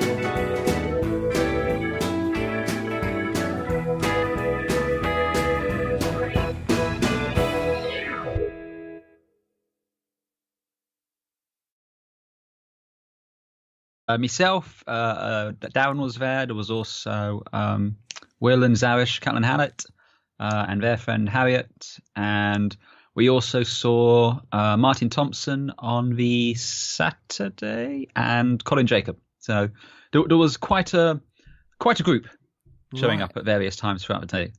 Weekend. Everyone dressed up, or was I the only one that didn't? Yeah, you're the only one who didn't. Yeah, get it. Yes, we call you normies. Yeah, I suppose. Yeah. I'm not in that frame of mind just yet. But we're working on it. We'll get you there eventually. You can try and work on it. I think there's going to be a lot of work. It is useless to resist. I don't know. It is inevitable. Do you know, I'm flip-flopping betwing it. I know, but you were flip-flopping about even showing up at one point, and hell, you came and you loved it, so, you know. Yeah. Because, was it last year I tried to get you to come to it? I think it was. I think I tried to get you to come last year, and you bailed the night before. No, the morning before, because I had a panic attack about getting on the tube. Yeah. Was it that one? I think it was that one, yeah. You were staying at your parents', weren't you? Yeah, I was, yeah. Yeah. But you came, and you loved it, didn't you? Yeah. Spoiler alert. Yeah. I don't know what it was about it. I'm not surprised I enjoyed it. I'm surprised on how busy it was. And that wasn't the busiest day by far. No, I know. And which worries me because I get panicky when Blue Water's busy. Mm-hmm. And that was busier than most days at Blue Water. It was. But everyone else was outside. It was pretty much half and half inside the centre and maybe outside the centre. Maybe. Yeah, pretty much. I mean, a lot of people are outside or in the pub next door. Yeah. And just like, you know, taking time out. Plus, you got the two main halls and the throughway. So you got people kind of milling between all of it. Mm-hmm. Yeah. But yeah, I mean, the Saturdays are stupidly busy, but just don't go on the Saturday is the easiest answer there. You know, it's Fridays are the quietest days. Sundays are pretty good. I mean, Sunday was probably the busiest you'd want to see it. And yeah, it was good fun. I don't think it was busy enough that there was lots to see and do and people to interact with, but at the same time, you could walk through without like feeling crushed. Yeah, it wasn't. You could glide through if you wanted to, without touching anyone or bashing into anyone. But yeah, man, my first impressions, it was wicked. Honest to God, I had a smile on my face all the way. You probably saw that, but I had a fuck yeah, I saw that smile, man. Big beaming smile, especially when I saw the Attack on Titan, people dressed up like the Attack on Titan crew. Oh, what wasn't it? The wizard with the CEX bag. Yeah, the wizard with the CEX bag. What the hell? I didn't even believe that. That was just crazy. We saw the 501st outside. There was lots and lots of stormtroopers and Vaders and Mandalorians walking around. Yeah. Okay, well, I'll tell you what. I'll go through my day with it first off. Yes. I ended up leaving my house at stupid o'clock, getting down to your house, jumping in the car, and then driving all the way down there. Mm-hmm. When we got down there, I saw a couple of people walking over, and it was okay. Okay, right. I'm here now, and it's all starting to build up. And there's the odd person. There was a grey Deadpool walking past, fully kitted up. Some people dressed up like anime. There was some anime characters of which I had no frame of reference at all. No, I didn't have a clue. But they parked next.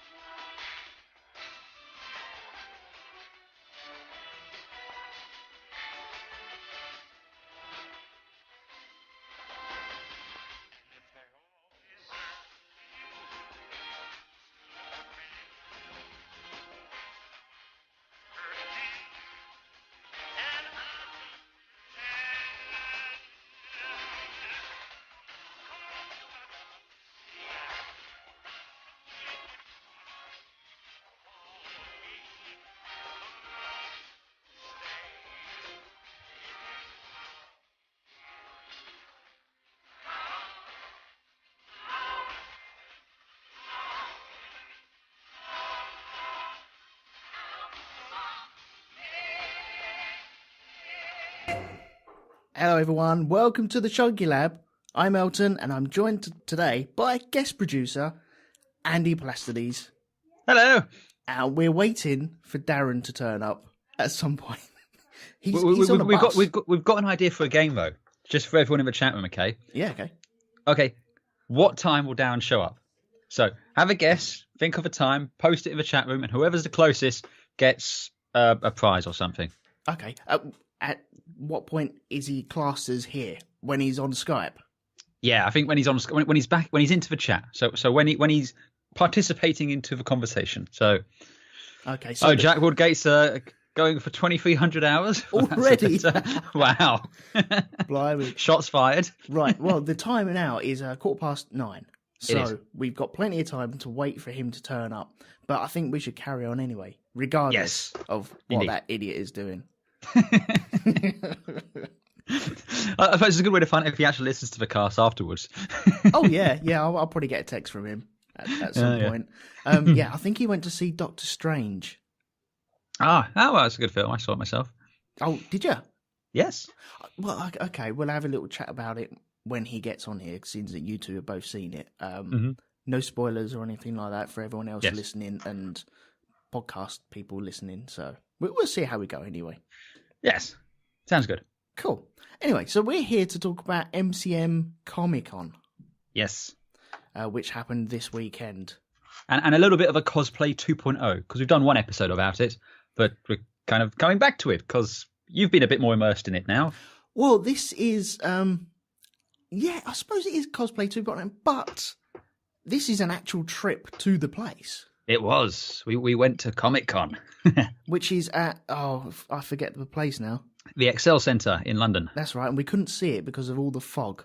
It was like something out of the Philadelphia experiment. It was just, we got out of a car and, there's a car park in the Excel Centre. We could see like the beginnings of the car park. Yeah. I mean, we got over to where the river is, or the dock by the Excel Centre, and you couldn't see to the other side. It was gorgeous though, wasn't it? Oh, it was so cool. I mean, it was just cool and spooky and misty. It was like, that was pretty damn cool. Yeah, man. Yeah, definitely. Okay, so where do we start with this? How many times have you been to a cos thing and then this one as well? I've been doing conventions and cons and things like that since 2013. Yep. And I think this is my 5th MCM at the Excel Centre. I've been to pretty much all of them since I started going, except the one in May just gone, because I went to a Judge Dredd thing instead, which was awesome, but, slightly different. Okay. Different clientele, if you will. Yeah. So you went to all 3 days this weekend, didn't you? I did, yes. As well. Saves all universe. It was awesome, yeah. And we got lots of pictures there, which was kind of cool. I will be posting a load of pictures, and Elton will be doing a build thread at some point. I'm just waiting for people to send me some of the pictures, but yes. Yep. They'll be all about going up online. Yeah, they'll all be in the show notes on places where you can find that. So, and be Facebook pages and groups and stuff like that all going up on there. So carrier pigeons to everything. Yeah, everything, everything. So that's where we saw the wizard with the CEX bag as well. There was also a Batman with a CEX bag who was vaping at the same time, which was just whoa. That was a little wrong. Yeah, there was Old Man Biff from Back to the Future. Yeah, and he stood up next to the Biffer rubbish collection truck, or blocking out the A, so it said Biff. Oh, genius! And you also have photographers just waiting around to snap people. Are these freelance guys? Oh yeah. And so they're pretty not much exclusively paid by anyone. They're just there just for fun. Yeah, they're just there for their own. You got the ones who are there to dress up in costumes, and you got the others who are there to take the pictures of it. Right. So you always have loads of photographers showing up there, wanting to take pictures of everyone. I mean, as you saw later on in the day when you got down outside on the green, it's a sea of photographers, and the cosplayers are just kind of milling between one lot and the other lot, just having their pictures taken by different people. Right. Okay. Amber's posted a question in the chat. I think it's a question. Yeah. Now that you've been to your first con, I think you might be interested in dressing up for future cons, Elton. I don't know. One day what's going to happen is you're going to find the right costume for you. I'm suspecting it's a Colonial Marine, but you'll find something where you're like, I don't look silly in this. I look and I feel kind of cool in this. And at that point, you'll be like, yeah, I'll come along to one of the cons, And on that day, my friend, on that day. I know. I don't know. It's not a stigma or anything like that. It's just, I'm still not there yet. I really but I was exactly like you back in 2012, mate. Exactly. Right. Like people said to me, you're going to go to a Comic Con and dress up. I'd be like, what are you on, mate? Never happening. Okay, so once we're outside, we have to take another walk down the other side of this big building. We almost did an entire lap at this point. Definitely. Crazy. What the hell? And so you got straight in. You've got like a fast track. I'd already picked up my badge the night before, so I didn't have to queue, basically. Yeah. So yeah, I got in, but then you had to go off and pick up your pass and wait in line until 11 o'clock when you got to go in. Stay with the normals. Stay with the normals, yeah, the normies. Yeah. I mean, it was a pretty good mix, though. I mean, it wasn't all costume people, There was people in costume, there's people just in normal clothes and everything, A bit of a mix, wasn't it? Oh, yes, You didn't feel that much like a sore thumb. No, I didn't. No, I was stood next to, what was it? There was a couple of Attack on Titan people. There was a Luigi and Mario, some other anime stuff. And is it Dave that we met outside? The loud guy. Oh, yeah. Dave French. Yeah. Yeah, he was in the queue as well. I heard him in the queue and recognized him. Yeah, you couldn't help but hear him. No. But at that time, didn't know who he was, and I was just like, okay, I'm just, head down, not ready for this yet. Don't make eye contact with a crazy person. No. And they had a massive screen outside, just trying to sell us anime stuff, and that was blinding. You almost got a suntan off of that when it went white. It was just next to us. Yeah. And I was okay. Now I've seen a few more people. Yeah, you knew we hadn't just lured you away somewhere to have our wicked way with you. Oh, thank goodness that didn't happen. Yeah, it was a slow build up, and then we had to walk over there. You had to. Oh, wait, it was the kitting up bit. I think it's the bit kind of you suddenly go, oh, that's cool. Yeah. Okay. Well, if people do not know, you commissioned me to build a Mass Effect armor suit. Yes, a set of N7 armor from the Mass Effect game. Yeah, and when you asked me to do this, I was sat in your dining room going, how the hell am I going to do this? Yeah, you were like, yeah, right. Yeah, outwardly, I was like, yeah, okay, yeah, no worries, we can do this, not a problem. In my head, I was going, oh my God, what am I going to do here? Because it's quite a step up from not actually ever doing that sort of thing. Little bit, yeah. Yeah. It's from never to, oh my God, all of the things. Yeah, but you gave me plenty of time, so that was good. And plenty of references and all the templates and All the help in the world. Oh God, yes, yeah. But you know, we got it sorted out, and then when you, because I'd seen you partially wear it, trying certain bits on and measuring up and taking bits off and moving things around and structuring it a little bit differently. But this was the first time that you'd worn it in anger, shall we say? Yeah, it was the first time everything was kind of like bolted on where it needed to be. Everything, you know, I had the proper undersuit on. It was like the first time it all came together.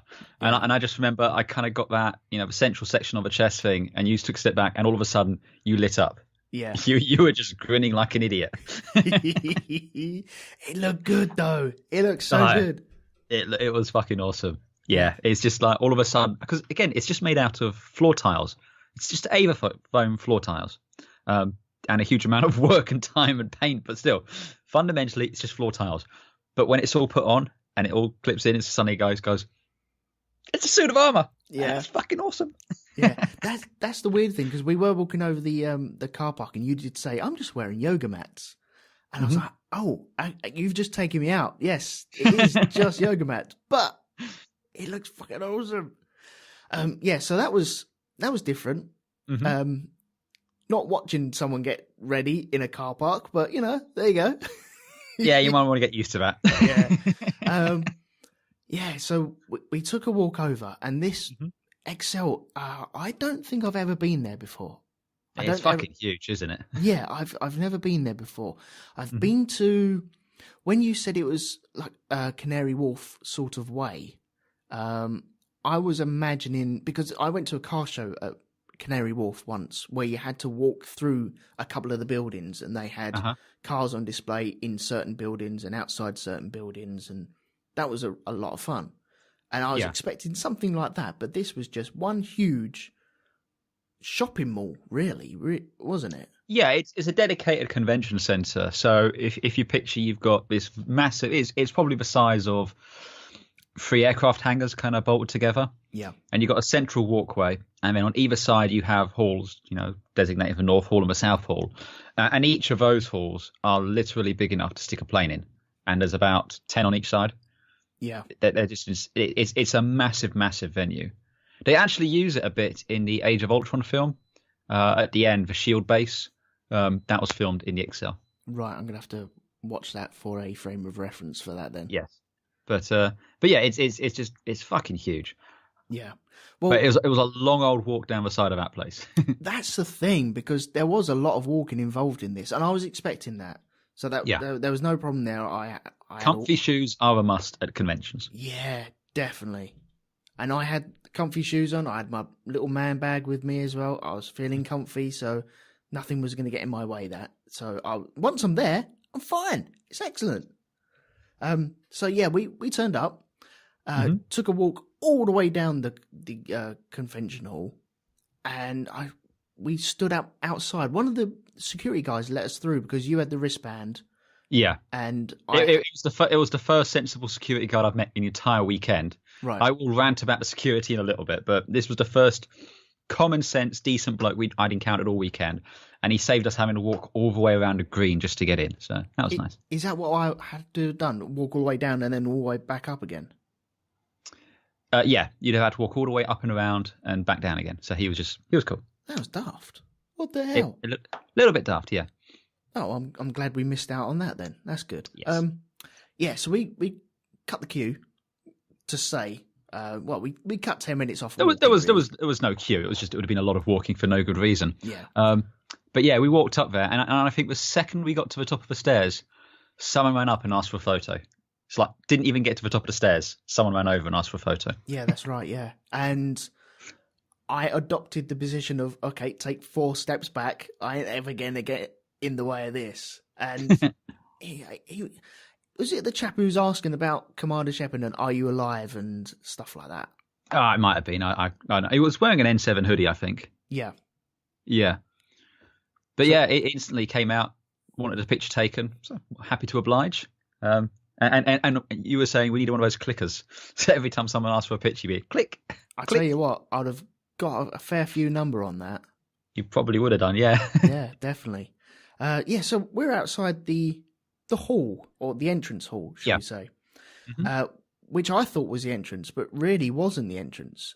Certain people are allowed in that way. It technically is the entrance, but again, security being annoying as they are, tended to make people walk all the way down the side into the entrance where you first come to collect your tickets. Right. They adopted a one-way system because of reasons, it was supposedly to stop a crush at the front entrance. Instead, it just creates a crunch at the side entrance. So why? Well, think about it. You got, I don't know how many people there, but I suppose if you've got two-way traffic through a doorway, which is heavily busy, and it was, I suppose you're removing that risk of pile-ups, bottlenecks, etc. It was to a certain extent, but it was also a case of if you've already picked up your wristbands and everything, I think you should have been allowed to go in that way. Again, they were letting some wristbands through. They were letting people who'd gotten the weekend tickets. Yeah. The only reason I didn't have a weekend ticket is they were sold out, so I had to buy 3 separate ones. So it was just a little bit arbitrary, and it's a little bit annoying having to walk all the way down, come all the way back in. But yeah. Well, I didn't realise that, because when it was time to actually go in, well, you saw some people from the Mass Effect. We saw some more Mass Effect cosplayers. Yeah, there was someone dressed up as Garrus. Yeah. And obviously ran over and had a picture taken with him. But I think that was the first time you realised just how good the suit you'd made was, wasn't it? I don't want to blow we're not anything. No, we're not bashing anyone else's costume, because their costume was absolutely fantastic. But throughout this, you've always come up to me non-stop. Is it all right? Does it look all right? Sort of thing. You've always had that look. You've got no frame of reference as to what is good and what is not. Mm. But when we're there, all of a sudden you'll be able to see that, what you'd made stood up with the best of them. Definitely. It was like no one was coming up. People were coming up saying how much they loved it. How great it looked. And that's all props to you. And again, it's the first time you've done anything like this. So I doff my cap, sir. Yeah. It was quite cool to see you against other people from the same sort of universe.